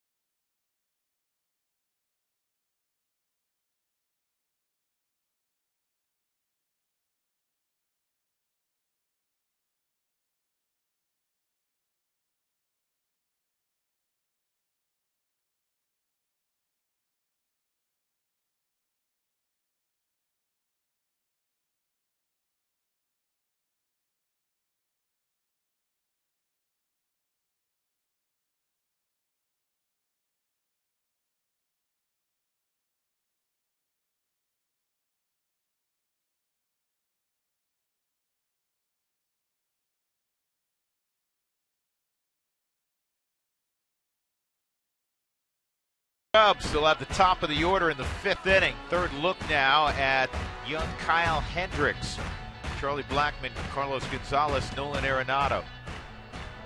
Rockies got all of their runs in the 2nd inning. Really haven't squared Hendricks up yet. Seeing base hits. The best struck ball was a timely one. It was the triple by DJ LeMahieu to deep left center field as you look at the in-game box score.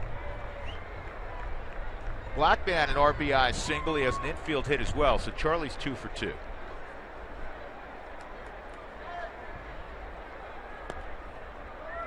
Shortened up. Johnny Herrera came sprinting in, missed outside, ball 1.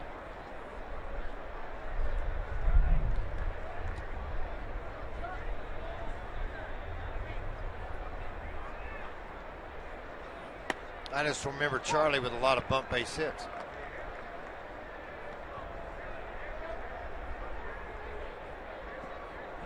if you do it once in a while or show it once in a while, you can open up a little bit of room, as you know, George, on that left side. Well, you do a lot of things there. You short things up all the way around. You sometimes pull one up first base side. You bring Rizzo in a little bit. Which, you know, right now you're in hitters counts. Obviously, all that falls out of place.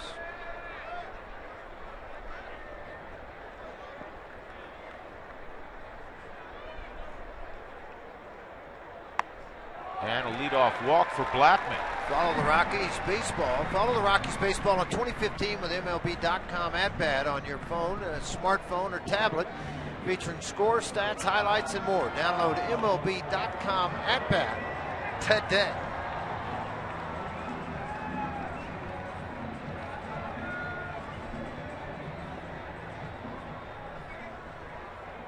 Hendricks has done a good job throwing the timing off of Cargo. Hamill did the same thing yesterday. Cargo 0 for 2. A couple of mishit ground balls. And Charlie's been picked off once. Be careful.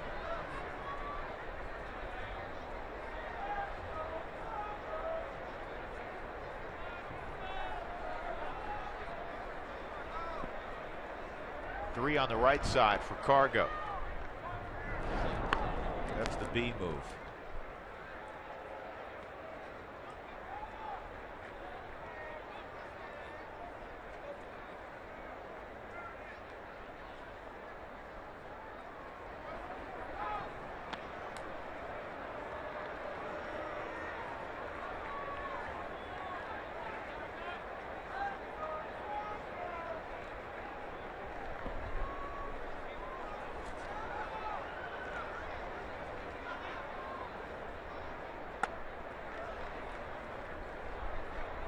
Got off to that fast start in Milwaukee. He's 0 for his last 10.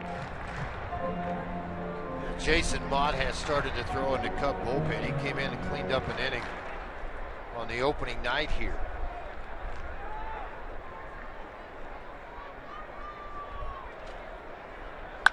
This ball rips center field. Dexter just turns his back, looks up, and it's off the base of the wall. Blackman around third. And he will score. Cargo not 0 for anymore. One of his patented missiles off the center field wall. Make it 5-3 Rockies. Finally able to time up Kyle Hendricks. Well, and that's probably the one ball that's been hit extremely hard outside of DJ LeMahieu, but it turned Fowler around about 3 times in center field. That's how hard this ball was hit, knuckling right at Dexter in center. Where you see the side swing of Cargo, foot down, everything on time. Dexter turned a couple of different ways, and the ball hit off of the wall at 4:15. Arenado this year, 5 for 5 with runners in scoring position. Nobody out. RBI opportunity for Arenado. At the very least, he hopes to move Cargo along 90 feet. Rockies get a run back. 5 runs, 8 hits, 3 errors for the Rockies, 3 runs, just 4 hits for the Cubs. They have not committed an error.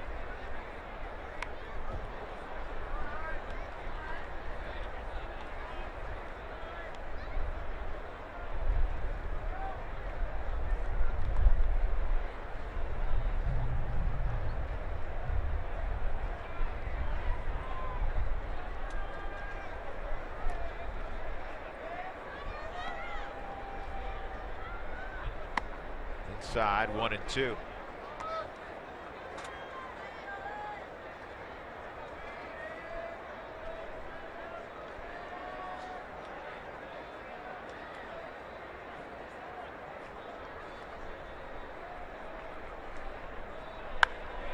This ball hit to deep center field. Cargo's going to tag, and Nolan able to move Gonzalez 90 feet.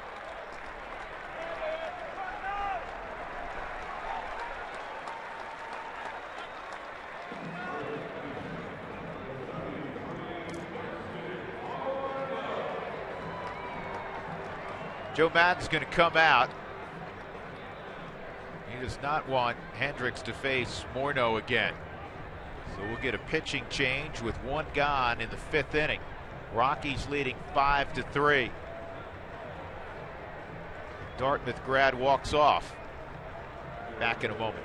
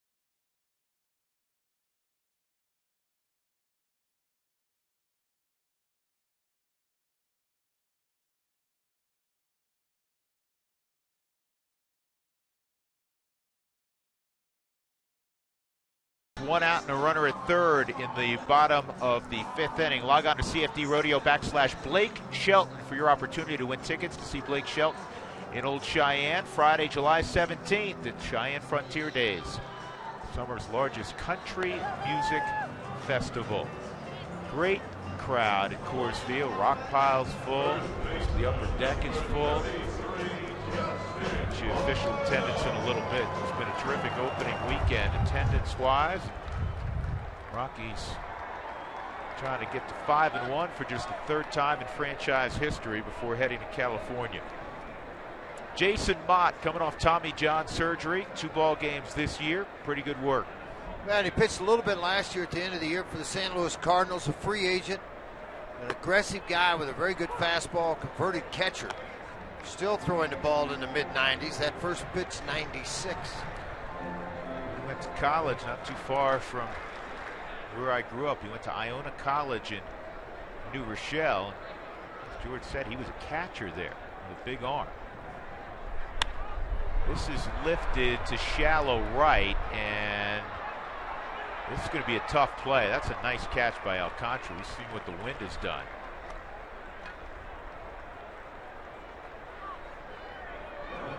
So now it'll be left to Dickerson with 2 outs.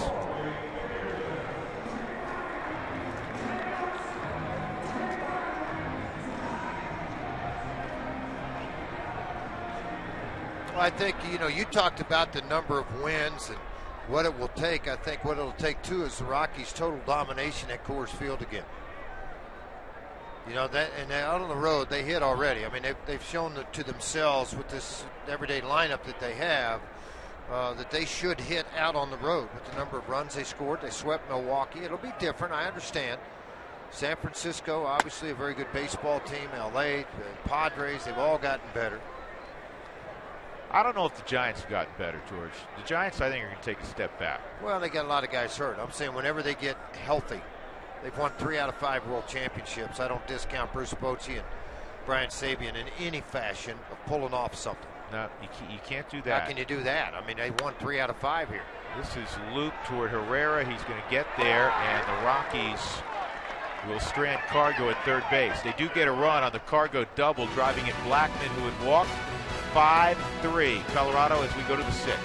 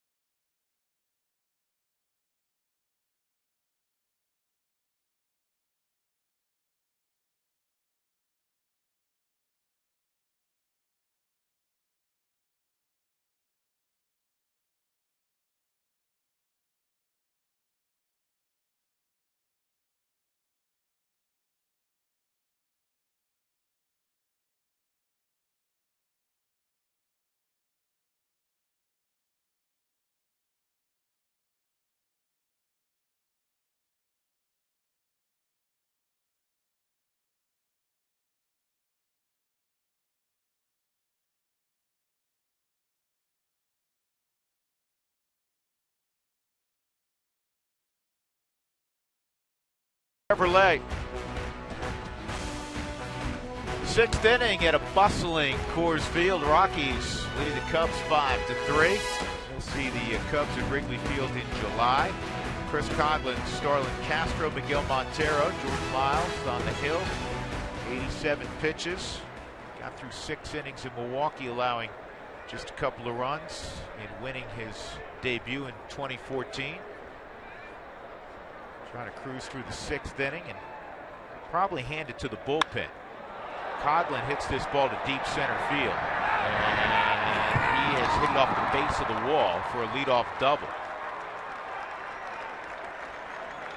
Couple of walks, now double. Coghlan get to be a little pesky. Coghlan's one of those kids like a Michael Jordan story. Coghlan in high school was cut his freshman year from his baseball team, kind of like a guy I know. Something wrong with that? Looked like a backdoor slider, maybe change up. It just backed out and stayed right in the swing path of Coghlan. Just barely missed getting out of the ballpark. It hit right up above the pads in the left center field.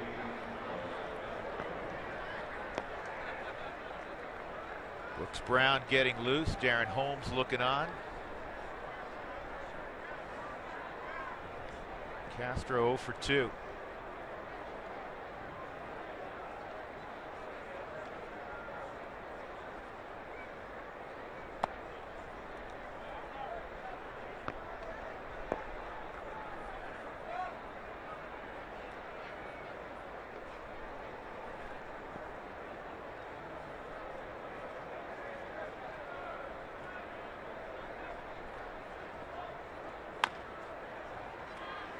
Boy, that's a tough pickup. I mean, we always say tough pickup, but he just makes it look so easy. He really comes in, gloves flat on the ground when he comes in. That's why the short hops doesn't bother him. You watch, his glove doesn't come up till the ball meets into leather. A lot of guys will try to pick this thing. See how he stays down on that ball and he lets the ball short hop into the glove? A lot of guys try to pick it. They'll pick at the same time as they stay down. His glove just stays down and then brings it up. The definition of soft hands, huh? Montero, an RBI double and a ground ball to short. Taken off for third, and swiping third is Coghlan. Really a big risk. The two things happened here. One, Jordan Lyles probably gave one look back.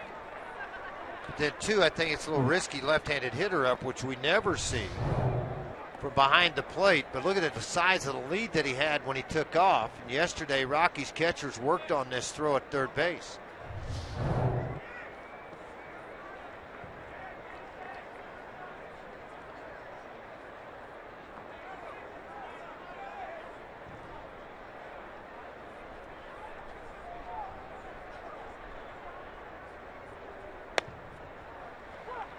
One ball, one strike.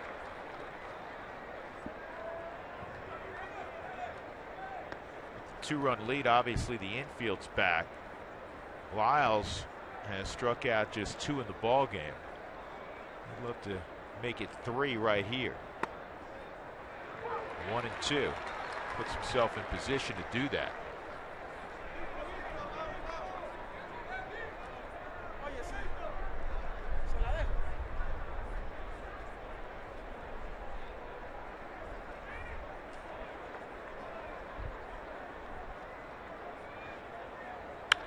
Line drive, glove by DJ.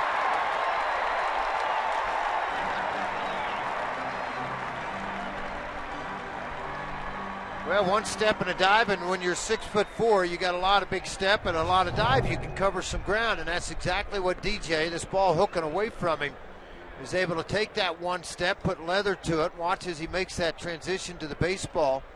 Excellent crossover, and then just ride with the baseball into the outfield, make the catch. Nice job. I was talking to a baseball executive with another team. Who was that? Earlier this year. And he said about DJ LeMahieu, swung on and missed, that he's one of the most underrated players in the National League. Well, I don't think he is that much anymore. He's won a Gold Glove. I think now it's out there. You know, I think he was probably behind the shadows on this team of a lot of players. But all of a sudden now he's out there. only because of the award that he won and the way he hit, what he did in the 8-hole. He's a good baseball player. That's a great tweet. Looks like the Cubs lost a gem in LeMahieu. Came up in the Cubs organization after a terrific career at LSU. 1-1 on Alcantara. Outside, 2-1.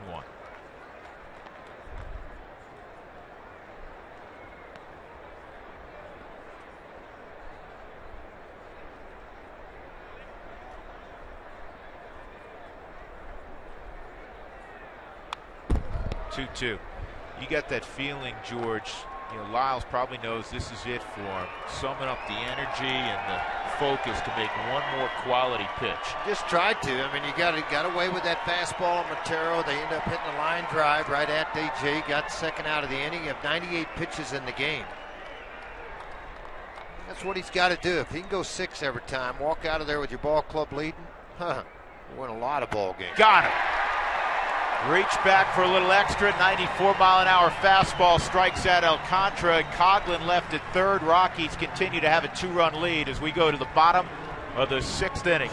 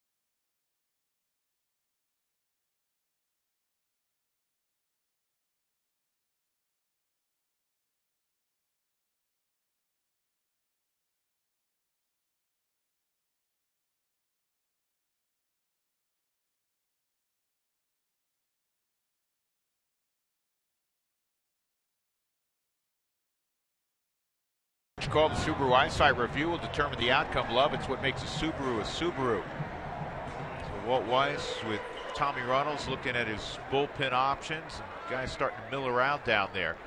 Bottom of the 6th inning, McHenry will lead it off. And it is still Jason Mott out on the hill. He got the final 2 outs of the 5th inning.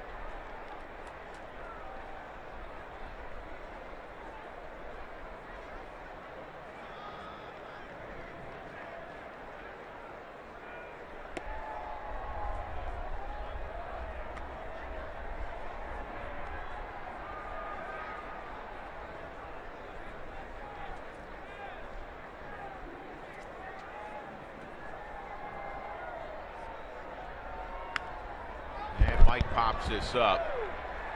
Easy play for Rizzo, 1 out.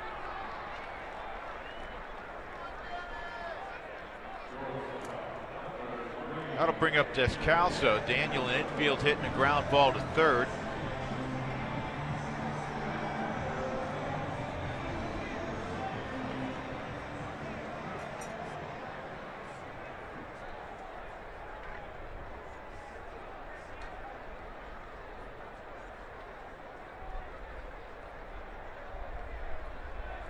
A little bit of a homecoming for Descalso, and the Rockies head tonight to San Francisco. Daniel grew up about 25 minutes from downtown San Francisco.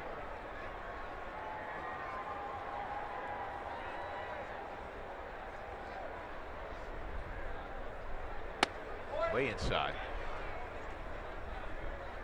Descalso, when he was little, grew up with Brandon Crawford. They didn't play Little League together, though, George. They played soccer together. Brandon Crawford, the shortstop for the Giants. Here's the 1-1. And again, it's inside. Former teammates, Mott and Descalso. With the Cardinals.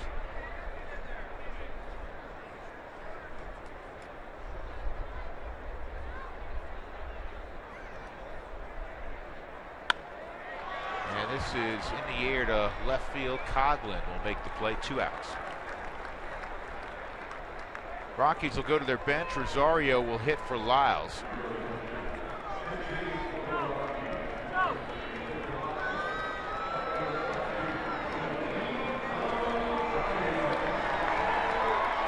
Brooks Brown had been warming up. Now Adam Ottavino has started to get loose.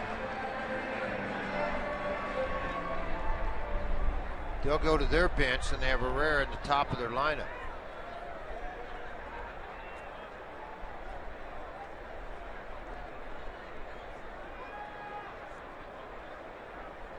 One start for Rosario. He takes strike 1.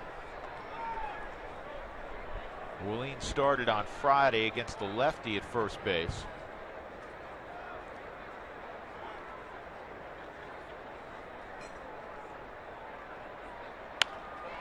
And that is a fair ball down the right field line. Soler was over in right center field, so Willeen will easily have himself a double.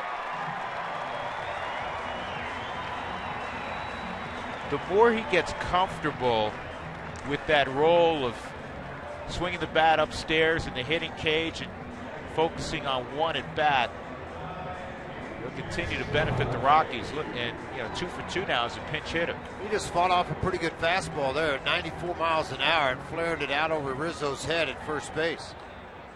He knew it too. He was off to the races quick out of the box to get into scoring position. Chris Bosio's going to come out. Right now he's looking at DJ LeMahieu, and he said this guy's made like 2 outs the whole year. Coca-Cola Value Packs, they're back for the 2015 season, available on value games including April 20th and 23rd versus the Padres for either $59 or $79 depending on your seat location. Great deal. You get 4 Cokes, park and pass, you get all kinds of stuff. Look at that. Yeah, well, they're doing that at the Lazy, isn't it, what's it called, the Sea Lazy? Sea Lazy U. Yeah, Sea Lazy U. Sea Lazy U Ranch. That's where Drew was actually riding a Shetland pony and pulled a groin. No, that wasn't there, but I've gone skiing there, backcountry skiing with the gentleman who's put the CR right on the baseball. He can flat ski. Here's LeMahieu outside. I thought that's where you got hurt on the Shetland pony riding with the kids. No, that was a different. That was a different place. Yeah, Mr. Drew. Now those shadows of the light towers start to come right over the home plate area. Difficult for a lot of the hitters to pick up rotations.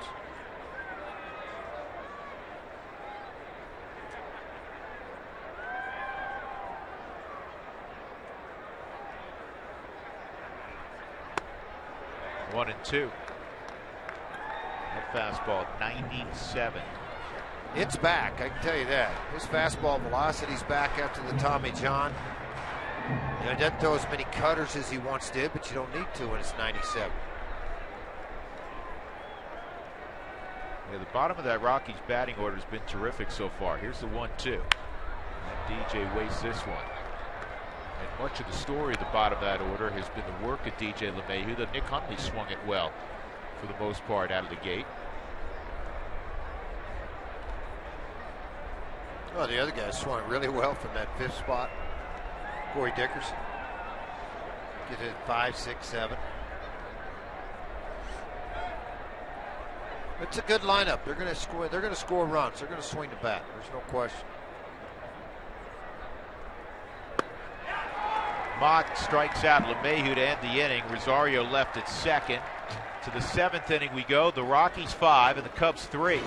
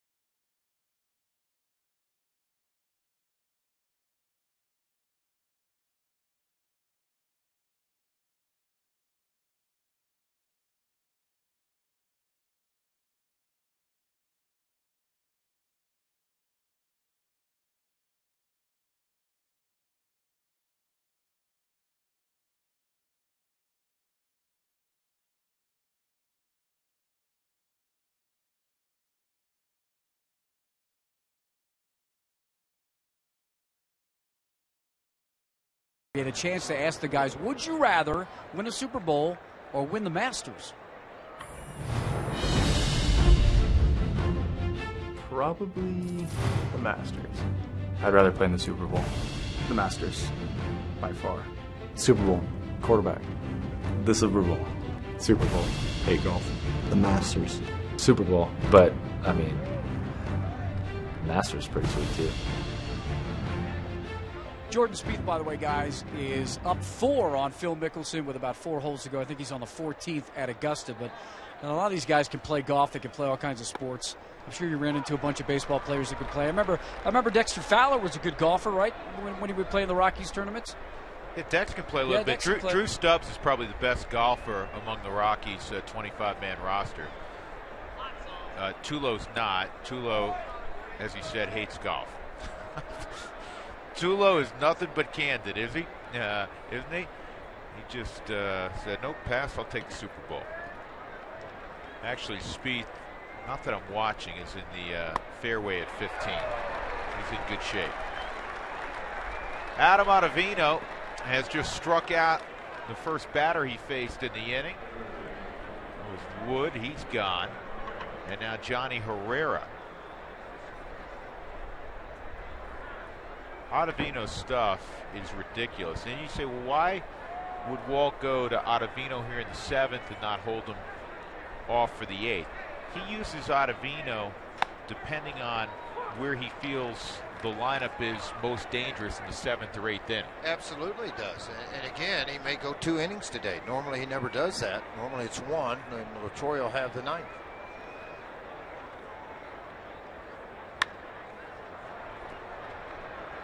This is playable in foul ground. Dickerson makes the catch. Herrera's gone. Yeah, the bullpen's been pretty good so far, folks. You look at the numbers overall, what they've been able to accomplish. 2-0 record, earned run average below 1, 18 1/3. I like the strikeouts. More importantly to me, they haven't walked anybody. There's 2 walks, and they hit batsmen so far. The opposition's hit just 172 against him. Berkman came in the other day, picked up the win. He'll earn the start on Tuesday night. If you weren't watching last night's telecast, Jorge De La Rosa will get 1 more start down at Albuquerque. And Mr. Berkman will take his spot.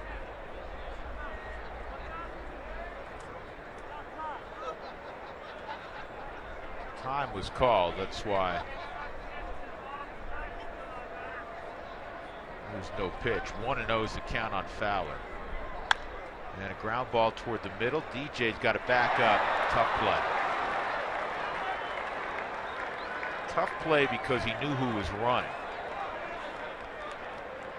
See how they score that. That's going to be an error. First of the year on LeMahieu. Fourth of the game for the Rockies. Yeah, tough one too, but still to play the DJ, I'll tell you, if I catch it cleanly, I'm able to throw him out. He tried to hang with it. That ball took a funny hop right at the last second.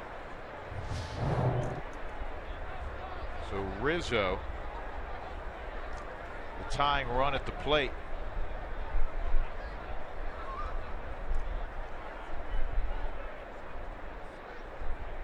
Dexter takes off, and he's going to steal it easily.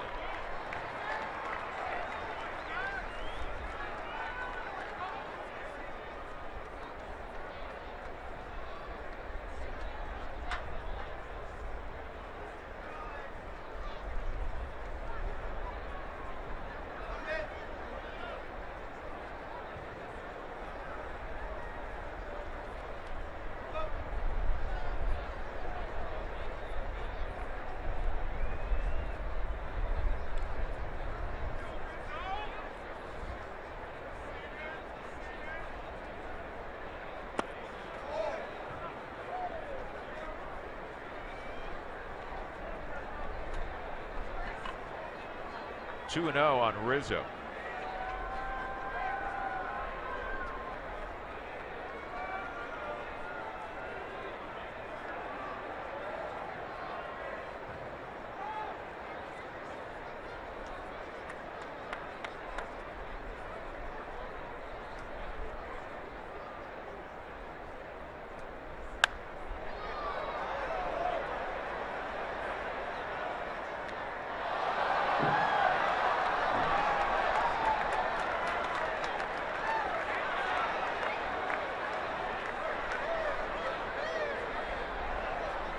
Rizzo's a Florida kid, signed out of high school, is going to go to Florida Atlantic.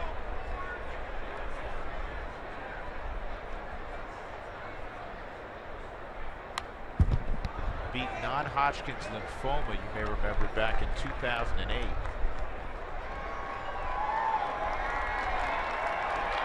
Two and two. Some form of his slider here, George, or the heater? Hard slider, back foot. I'd like to see it. I don't know why. Just, you know, 3-hole hitters, good fastball hitters. He went slider, and Rizzo stayed off it. It's 3 and 2. You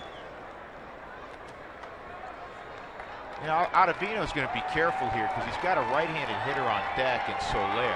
Yeah, and he just eats those guys up. Boone Logan's throwing in the Rockies bullpen right now.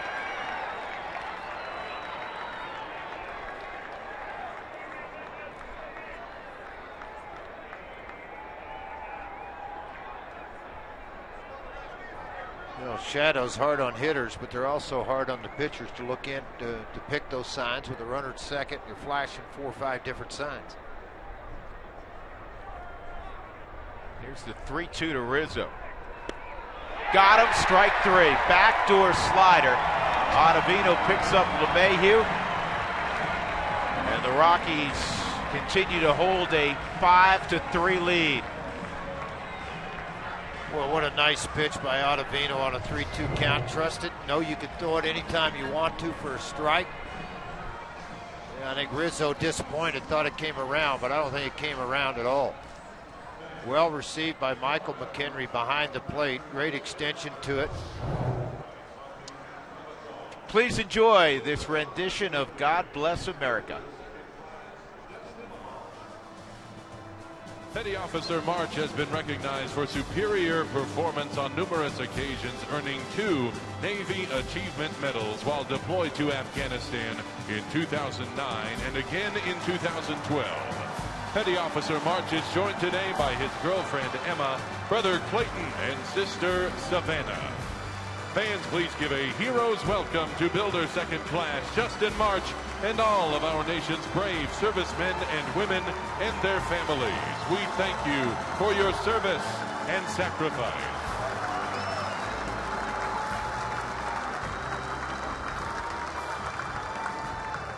Fans, please rise as we honor our great country by the performance of God Bless America.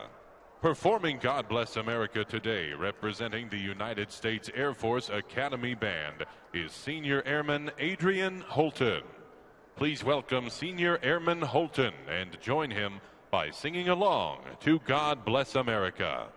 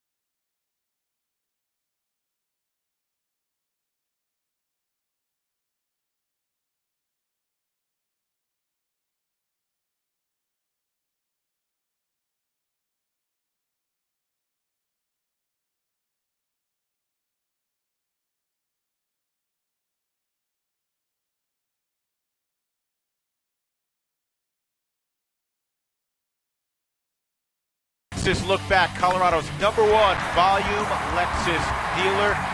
3-run triple DJ LeMahieu with 2 outs in the second inning. That turned a 1-0 deficit into a 3-1 lead. Charlie Blackmon followed it up with a base hit, and then Cargo tacked on an insurance run, nearly hitting it out to dead center field off the base of the wall at 4:15 to drive home Blackmon. Rockies up 5-3. They've out-hit the Cubs 9-5. The Rockies have committed an uncharacteristic 4 errors today. Trying to survive that. We go to the bottom of the 7th inning. Blackmon against Phil Koch, the only left-hander for the Cubs. Yeah, you got 2 left-handers coming up, Blackmon and then Cargo right behind him. Koch pitched in last night's game, a third of an inning, couple of hits. He gave up a run. Inning and a third so far on the year. That'd be one area I would think that they would try to look for some improvement or add some help, maybe not improvement, just help for Koch. I mean, you got to pick your spot if you're Joe Madden, where you use your left-handers. Unless you have, as the Padres did for so many years, George, a couple of right-handers who have great splits against lefties. Yeah, plus the ballpark the Padres play in. I mean, it gives a little better advantage than it does Wrigley Field. Yeah, that's a point well taken. Sliders a strike, 1-2. Koch's a Northern California kid. Grew up rooting for the Giants.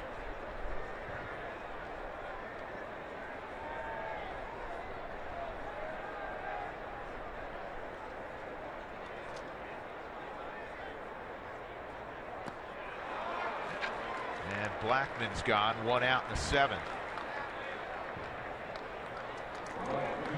2015 Colorado Rockies Youth Baseball Camp at Coors Field, presented by Sports Authority, will take place June 23rd and 24th this season. Registration will begin for all boys and girls ages 8 to 13. Brian Schlitter is throwing now in the Cubs bullpen. He also threw in the series with not much success the other night. Cargo snapped an 0 for 10 with that double we showed you a moment ago. And then he gets the slider. It's 0-1.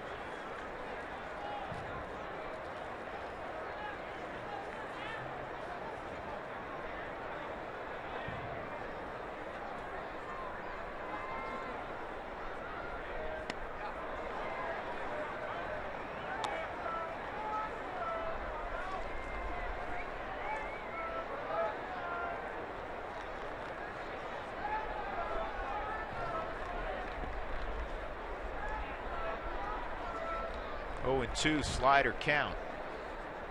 Way off the plate. Sets up Montero.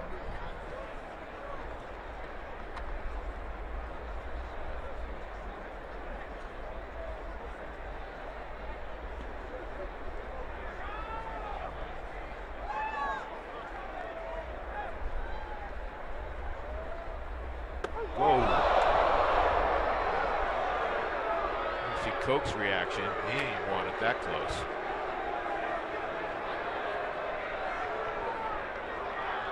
Again, you know, you got to remember, folks, you're dealing with shadows and a ball in the low 90s. You're trying to pick it off and react to it, but you're trying to hang on that slider as long as you can, too.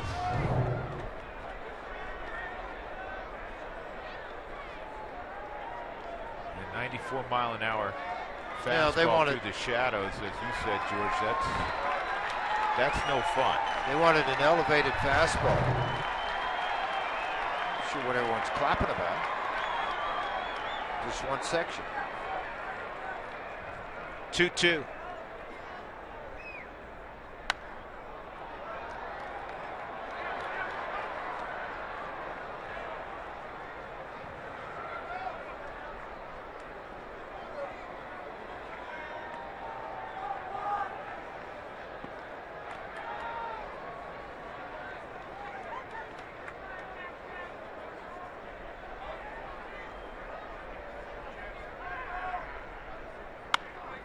Cargo loops this ball to left, and Coghlan will get there.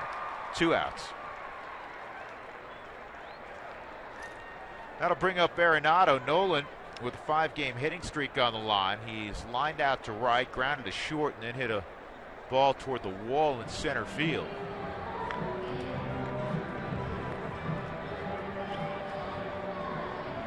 Chris Bosio going out. So Doug did a little research. He does a lot of research, folks, as you know. There's been one guy to play in the big leagues, actually to play in the World Series, and also compete at the Masters. Sammy Bird played in the 32 World Series for the Yankees and had 2 top 10 finishes at the Masters.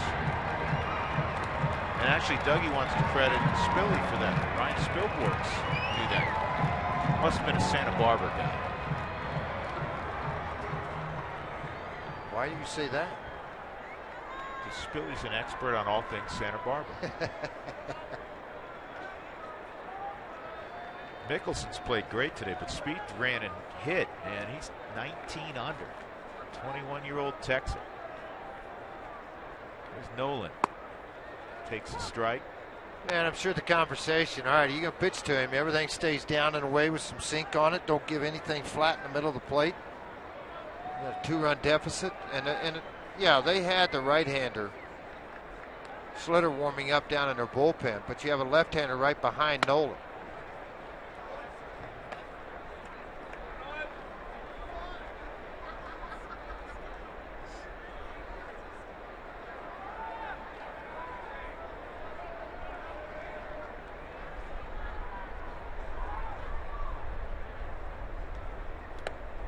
One and two on Arenado.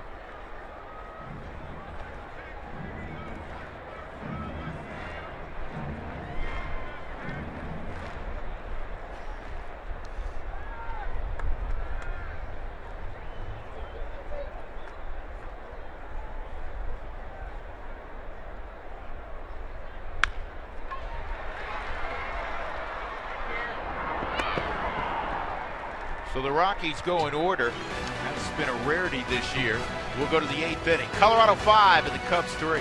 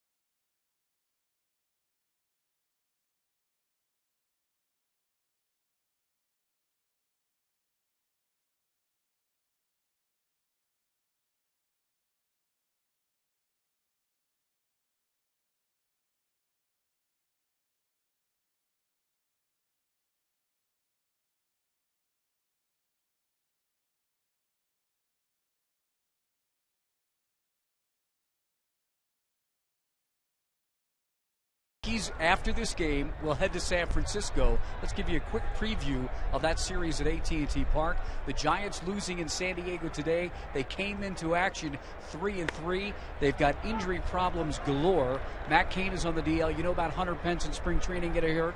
Ishikawa is hurt. They did get Belt back today. He had a strained groin, but Casey McGee had an MRI. You see the rotation, who's going to go. That's where the Rockies go next, and it'll be an afternoon game tomorrow. This ball's well hit, and Dickerson gets back and makes the catch. Soler gave that a ride,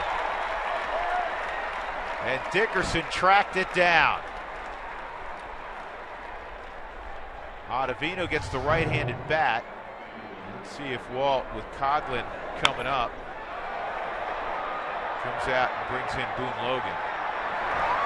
That's what he's going to do. Dickerson, great running catch.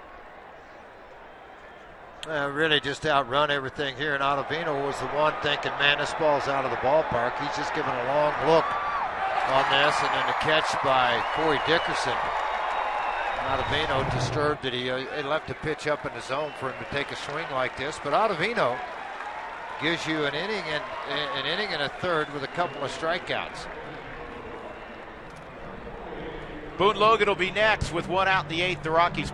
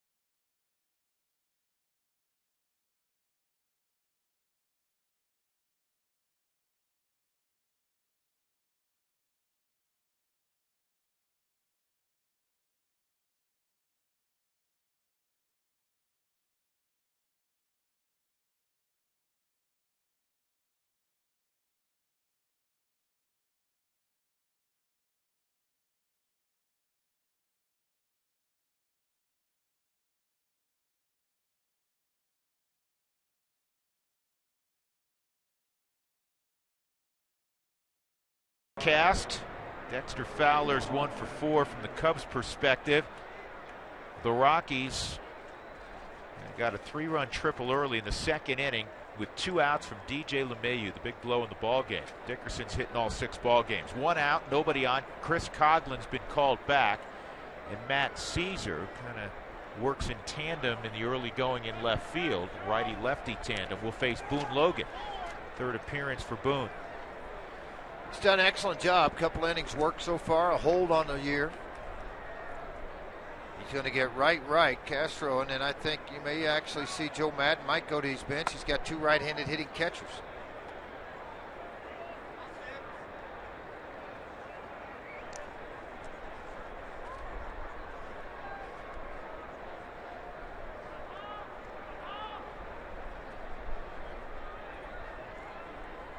Way outside, 2-0 on Caesar. His bench is probably 1 short. Mike Auld, who's a power guy on the right side. Remember, he got hit on the wrist yesterday.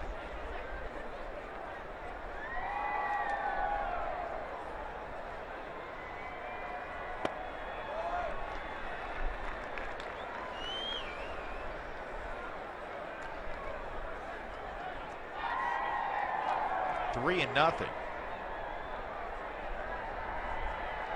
Brooks Brown is back up in the Rockies bullpen. He warmed up back in the 5th inning.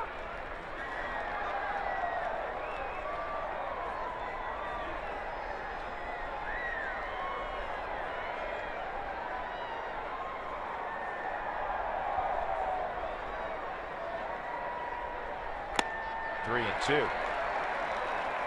It's probably another reason why Travis Wood, who's a great hitting pitcher, pinch hit last inning. Sure it is. He's already pinch hit a couple times in spring training. Last year he pinch hit. He had 2 bombs pinch hitting in spring training. 3 and 2 on the pinch hitter Matt Caesar. And Logan gets a ground ball cut off by Arenado, and just in time.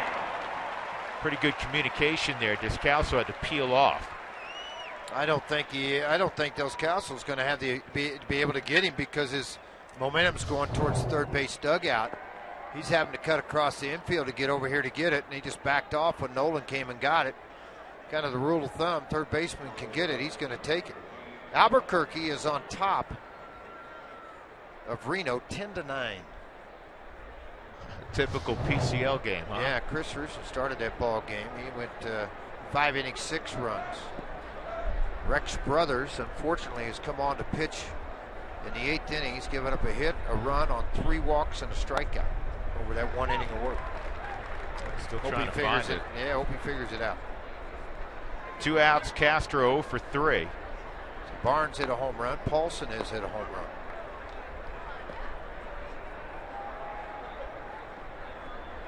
Brandon's been batting leadoff for Albuquerque.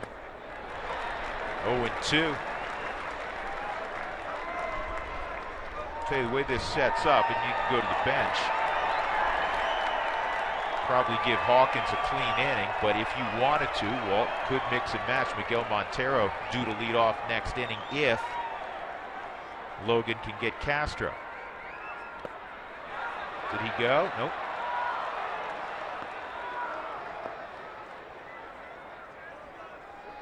Storland had a bounce-back year last year. Good second half. He ended up hitting .292, 14 home runs, 65 driven in after hitting .245 in 2013.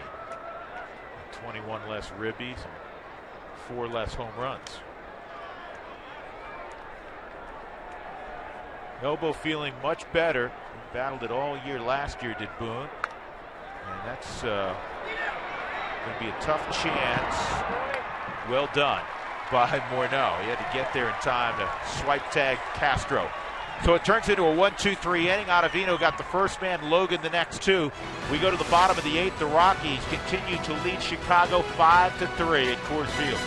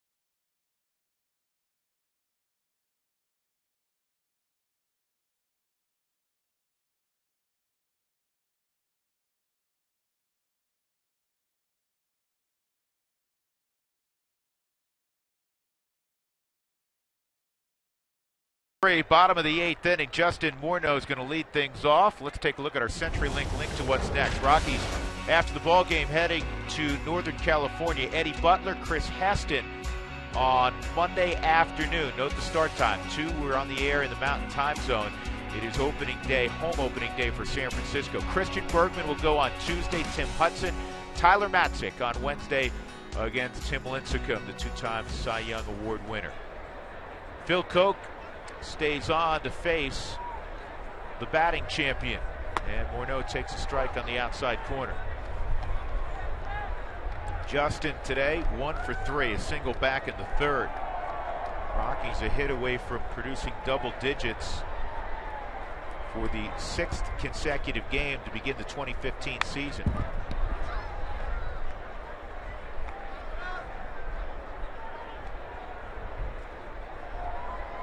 We were talking about it late yesterday, Frage, the fact that Kershaw wasn't real sharp in his first start and really got beat up yesterday. Madison Bumgarner went just 3 innings for the Giants yesterday. Yeah, not quite the same ball club or same guys, I should say. Morneau able to fight off that slider.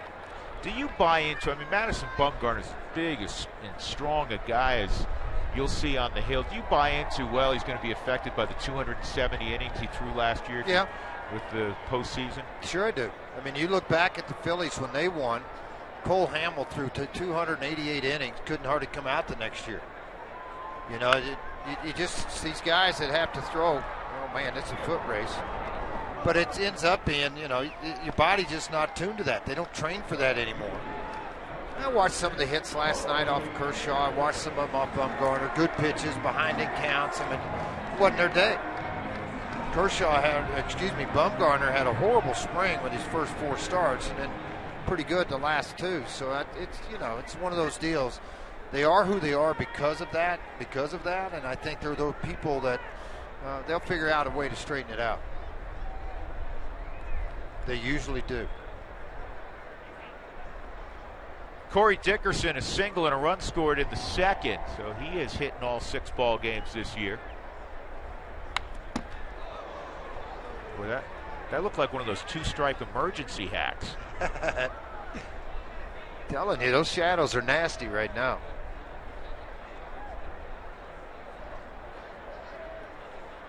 Yeah, it's really hard to hit in the late afternoon.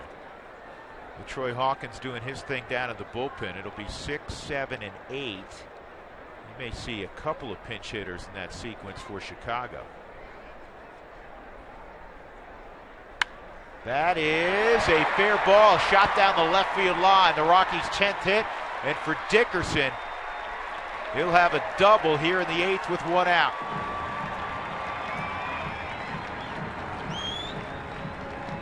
Well, never too late to tack on a little bit of help here. Joe's checked down to the bullpen. The right-hander's ready to go. Yeah, that's a move he'll make to go right on right. Yeah, just a great job of hitting by Corey Dickerson. Slider away, hands and feet all stayed quiet. Not a lot of big late kick out of that. All he did was just set his feet down and get rid of the baseball. He did that in a very good and quick fashion with those quick hands. It'll be Brian Schlitter next on the hill for the Cubs. Rockies leading 5-3, trying to tack on an extra one before the 9th.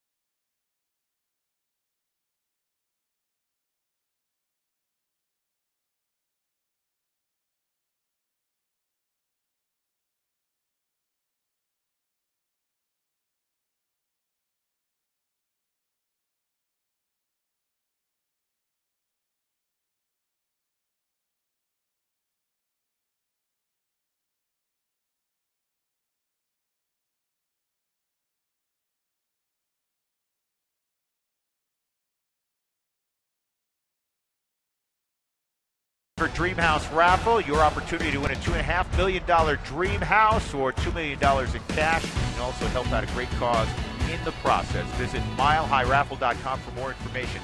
Not Brian Schlitter, it's Neil Ramirez. We saw him yesterday. And he'll face Mike McHenry. 1 out. Dickerson just doubled. He's at second. The Rockies up by 2 on the scoreboard in the bottom of the 8th. He didn't give up a hit, but he gave up a run on a couple of walks and a strikeout.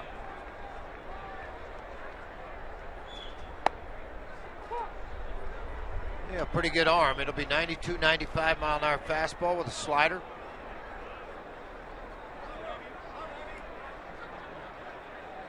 Well, kind of like every other guy who emerges from a bullpen these days, huh? Yeah, back end of bullpen guys, you want them throwing hard, no question about it.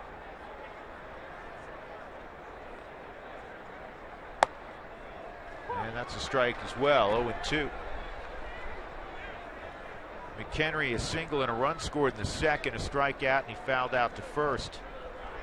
2 pitches at the top of the strike zone. Ramirez out of the Virginia Beach area in Virginia.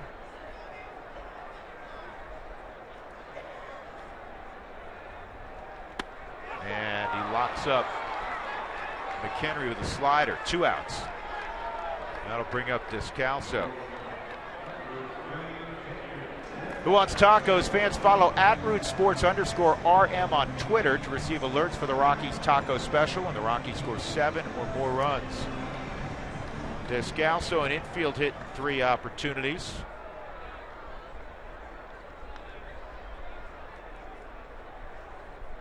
Jordan Lyles on the plus side. Kyle Hendricks has the hook. 5-3 Rockies. Outside, ball 1. Descalso trying to give the Rockies a 3-run lead. Rafael Noah is on deck to hit in the pitcher spot if Descalso can come through.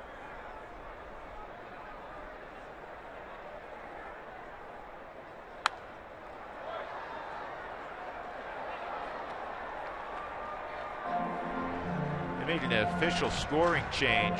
One of the runs in the 5th that was charged to Jordan Lyles is unearned.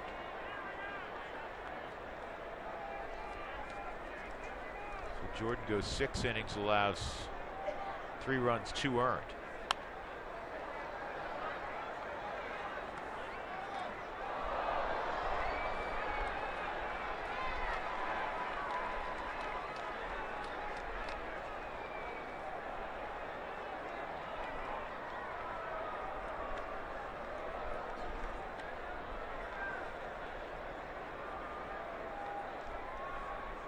Actually, both those runs, because there were 2 errors in that inning, both those runs are unearned. So it's just 1 earned run against Lyles. Now they're going to get together at the mound.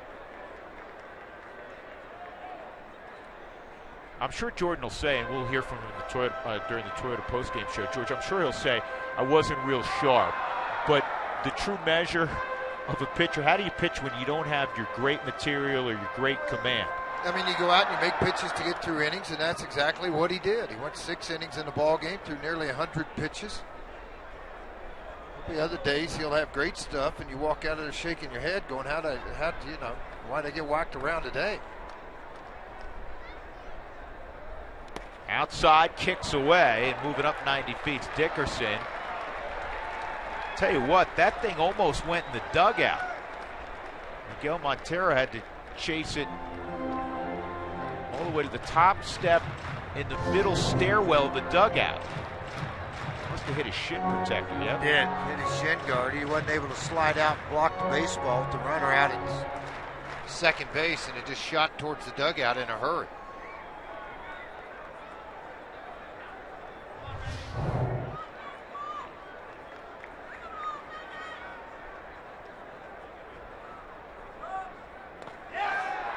Descalso went. They have to get the out at first, and they will. So we'll go to the 9th inning. The Rockies lead at 5-3. But Troy Hawkins will try to close it out.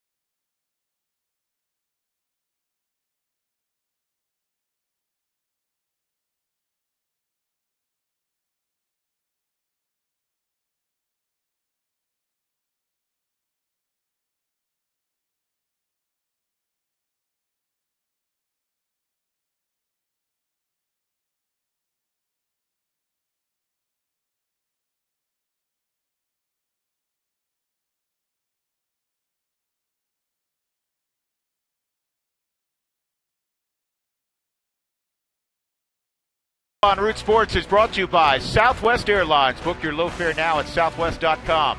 By Mike Shaw Subaru, always our lowest price in sales and service guaranteed. By StubHub, Rockies fans, next time you need great seats, get to StubHub without the surprise fees. And by Xfinity, your home for the most live sports. Brief stop at home. The Rockies want to head west with a victory. They're 3 outs away from doing that.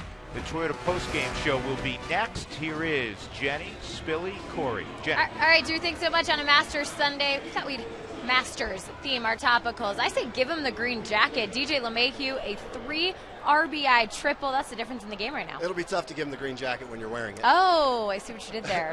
But no, 4 bogeys on the day, 4 errors on the infield, and a couple of miscues. And a little amen corner. Nolan Arenado playing great defense at third, and the bullpen continuing to sparkle. Sparkle, bullpen, sparkle. Hopefully, never lose that sparkle. More than anything, hopefully we'll just have a win Hey, to talk about. Spilly, guys. 161 and 1. There I you like go. it. Yeah. You like that? Put your neck on the line. I love it. It's out there. Boone Logan remains out there as we suggested this may happen. Boone facing Miguel Montero. So LaTroy ready to go in the Rockies bullpen. But Logan asked to get the dangerous Montero here, and he is 1-1 now on Miguel.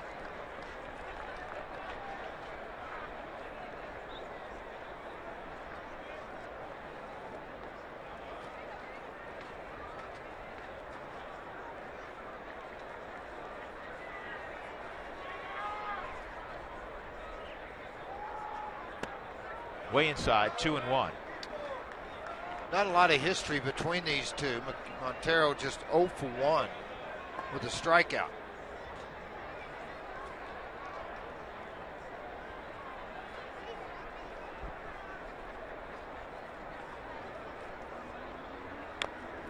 Two and two.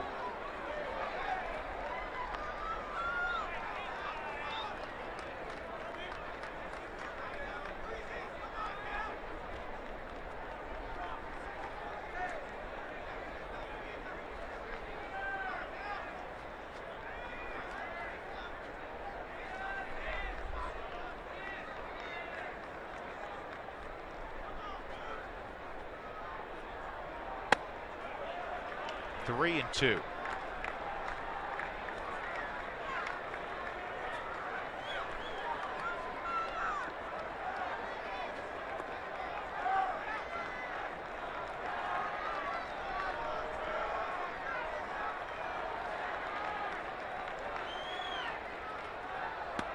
Strike 3 on a slider right on the front door. Miguel Montero walks off 1 out. And now Walt will come out and take the baseball from Boone Logan and then hand it to LaTroy Hawkins. Good pitch. Well, an outstanding pitch. Froze him right in the middle of the plate. Wasn't a lot of conversation Montero could have with home plate umpire Eric Cooper.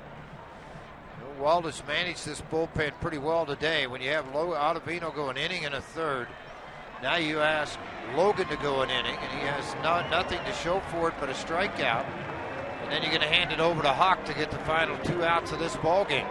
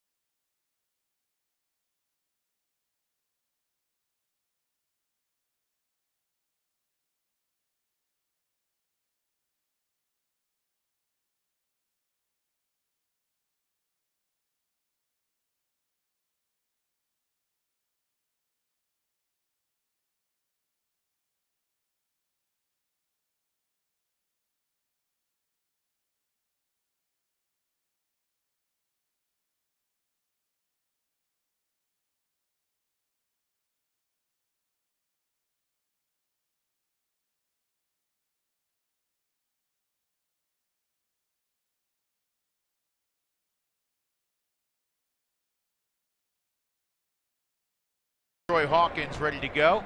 The Coors Light Cold Hard Facts brought to you by Clean Crisp Coors Light, the game's most refreshing beer. All-time fielding percentage among first basemen.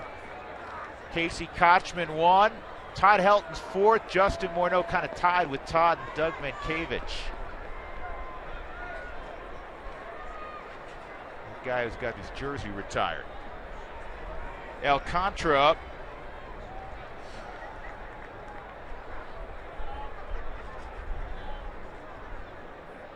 And the first pitch poured over the outside corner for a strike at 92.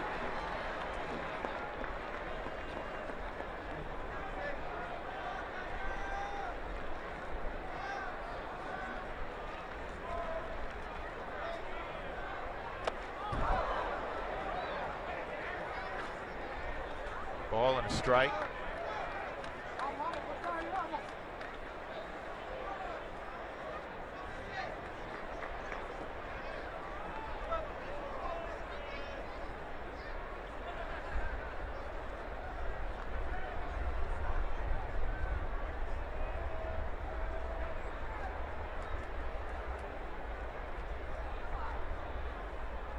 That's down low, 2-1.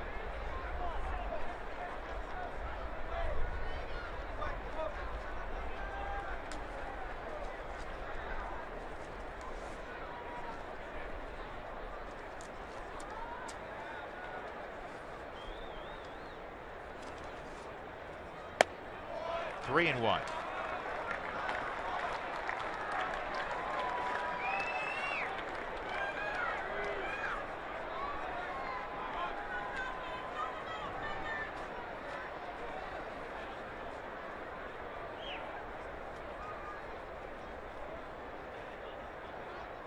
And Detroit has just walked his first man, Alcantara. Now the tying run's coming up.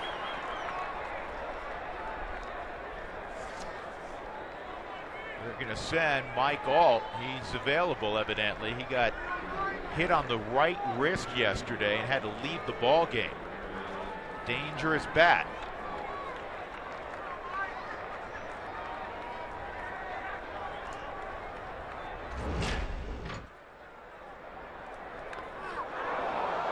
Caught him with a 97-mile-an-hour fastball. Right, I thought originally it caught him right on the bone. It looked like maybe a little bit of forearm, but he's obviously okay. He's going up here to hit right now.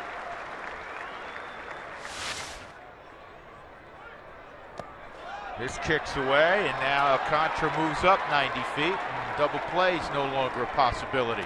What's going on with the shadow? Something's going on. And McHenry, two pitches since Hawkins came into the game, has not been able to pick up. It's got to be difficult for him to be able to see the baseball. Let's look again where this is. Okay, yeah, pitch out in front in the dirt, tried to backhand it.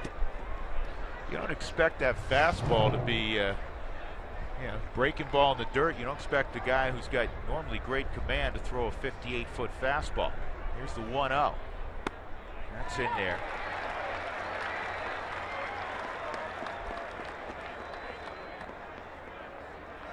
Rockies up 2 runs, but to be frank, they've not played good defense, which is unusual. They played great defense coming into the ball game. Daniel Descalso, a couple errors today, 2 other errors, 4 errors in all. Allowed a couple stolen bases. That's a strike, 1 and 2.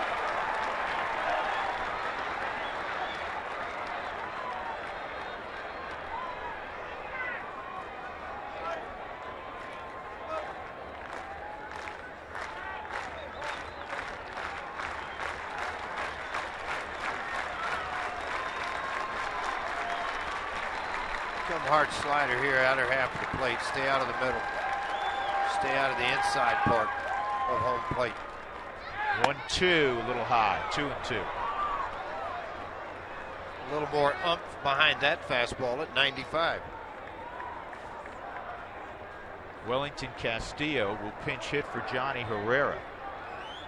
Obviously, at this juncture, Joe Madden looking for that one big swing. 2 and 2.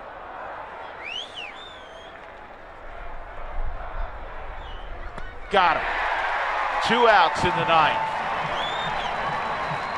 Mike Alt retired.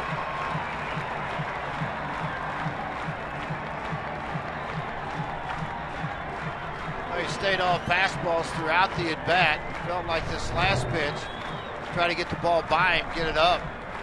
It's exactly what he did. Not necessarily right where he wanted it, but a lot of velocity behind it.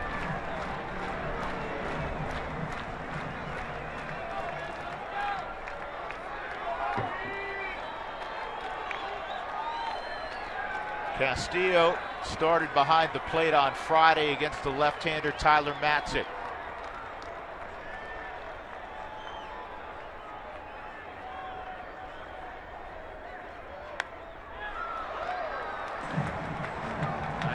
Is fouled off. It's 0-1.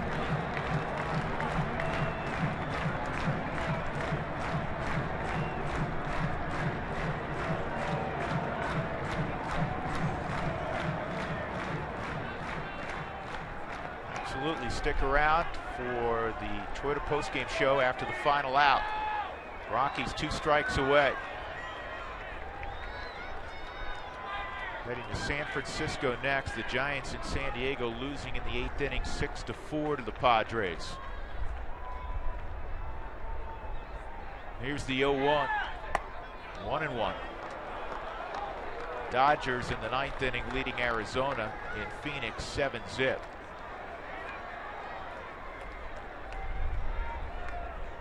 That is Mr. Greinke pitching for Los Angeles against Colmenter of the Arizona Diamondbacks. Sounds like it went better for Greinke than Colmenter.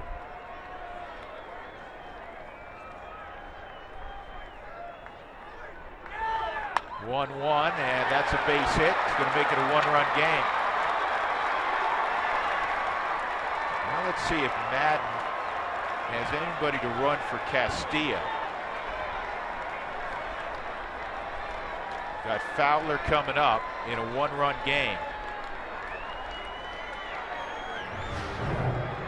Now one more look at this. Fastball that's up into the strike zone. And Castillo, who had been 0 for 3 in his career versus Troy Hawkins, puts a good swing on the baseball to dead center field.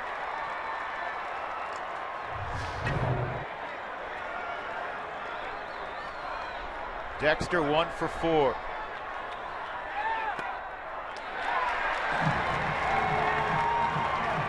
Two-year-old LaTroy Hawkins with strike 1.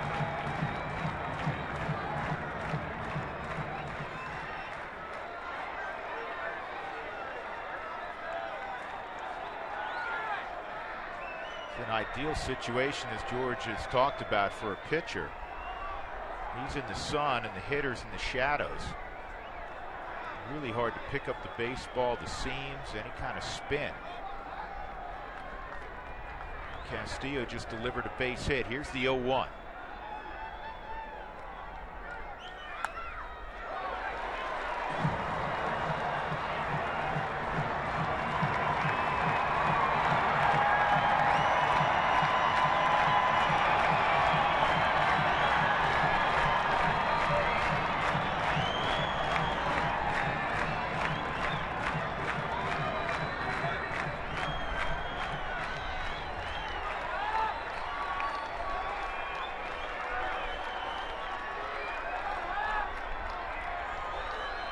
If LaTroy goes to that.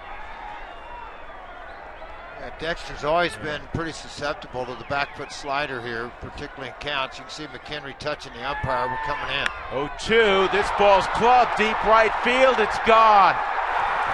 On an 0-2 pitch, Fowler has given the Cubs a 6-5 lead. You got to be kidding me. First home run for Dexter Fowler.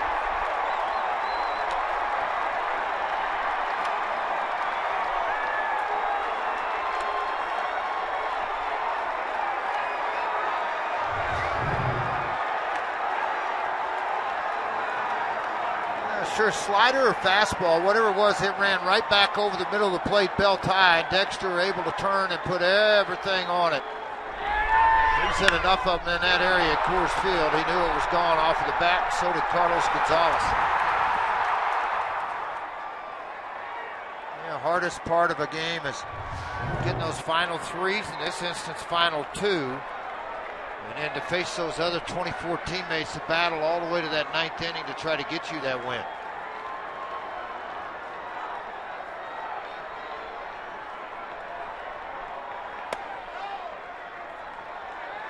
leadoff walk didn't help. 2-0 on. Or I should say, Rizzo. first man faced walk.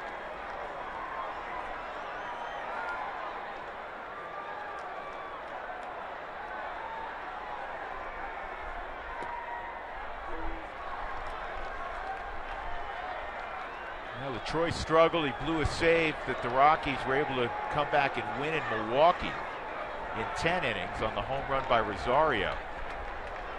He struggled the latter part of March, and those struggles continuing here in April. 2-2.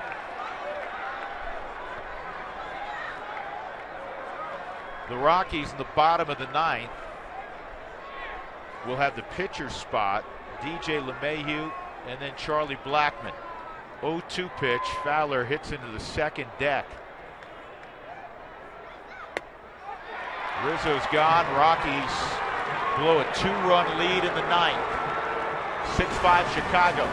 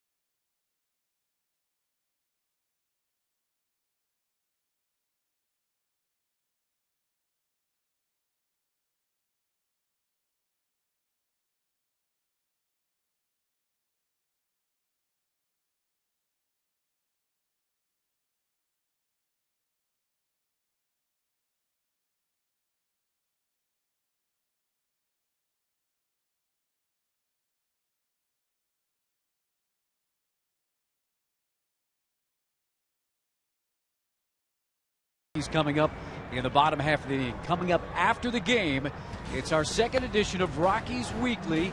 You'll meet Daniel Descalso. You'll meet John Axford. We'll relive that opening series in Milwaukee. And, of course, the home opener, all the pomp and circumstance.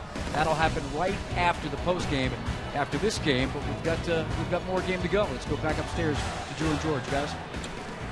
Thank you, Mark. Troy Tulowitzki will not get a full day off. He's going to lead off here. Pinch hit for the pitcher, and then DJ LeMahieu on deck, the top of the order after that with Charlie Blackmon, Carlos Gonzalez. Hector Rondon, the closer for the Cubs. Already seen him once in this series. Big, heavy fastball.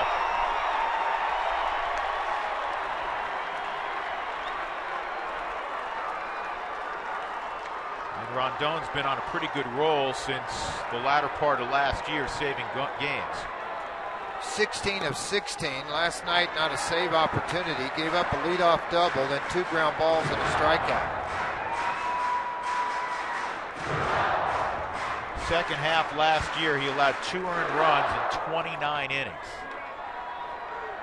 Rockies have their work cut out. It's 0-2 on Tulowitzki.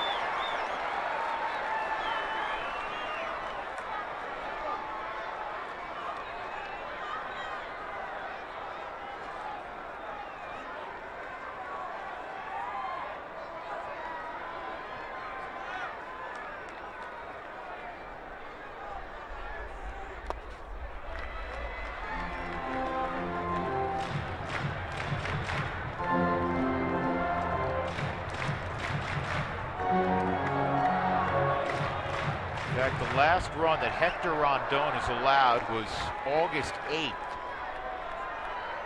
23 consecutive scoreless outings, and he strikes out Tulowitzki. 1 out.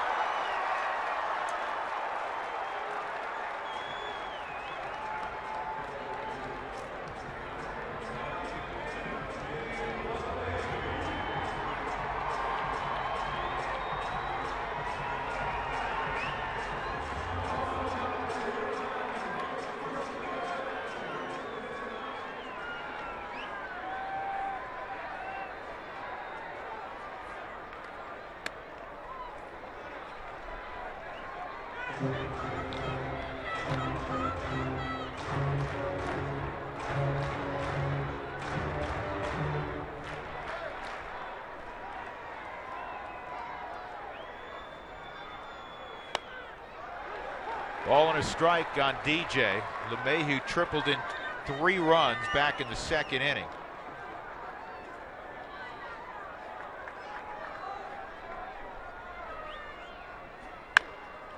Up the middle, but positioned right there is Alcantara, 2 outs.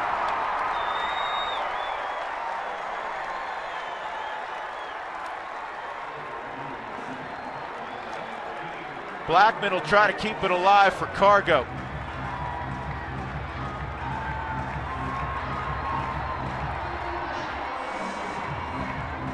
Tell you what, he got a heavy sinker, 92-95. He struck out Tulowitzki on a nasty slider. He's got all the things you're looking for when you look for a closer. He's one of those guys that's got it loaded up pretty good.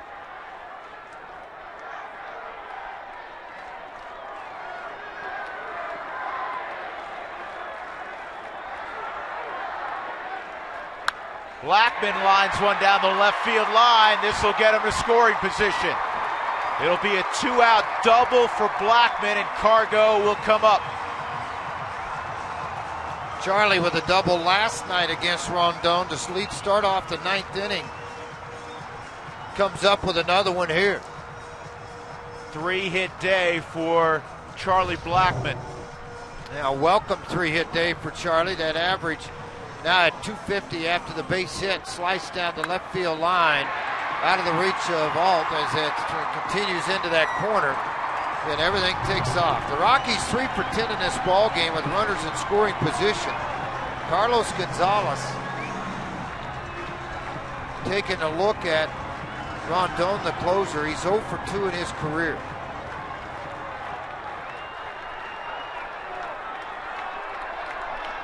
One-run game, man. It can change in a hurry. Blackman takes off and swipes third. You say, why would you do that with 2 outs? The reason being, with the shift on, he knew he could get there. And now, if you have any sort of pass ball or wild pitch, you tie up the game. They know their closers, as most do, focus right at home plate. May not even look back at you. And with that huge shift we talked about, you get that 25-foot lead and then just take off. Cargo with a 1-1 count. He got jammed and hit a comebacker last night against Rondon. Cargo trying to tie up the game. 6-5 Chicago. They had a 3-run 9th inning. Rockies had a 5-3 lead. That's on the inside corner.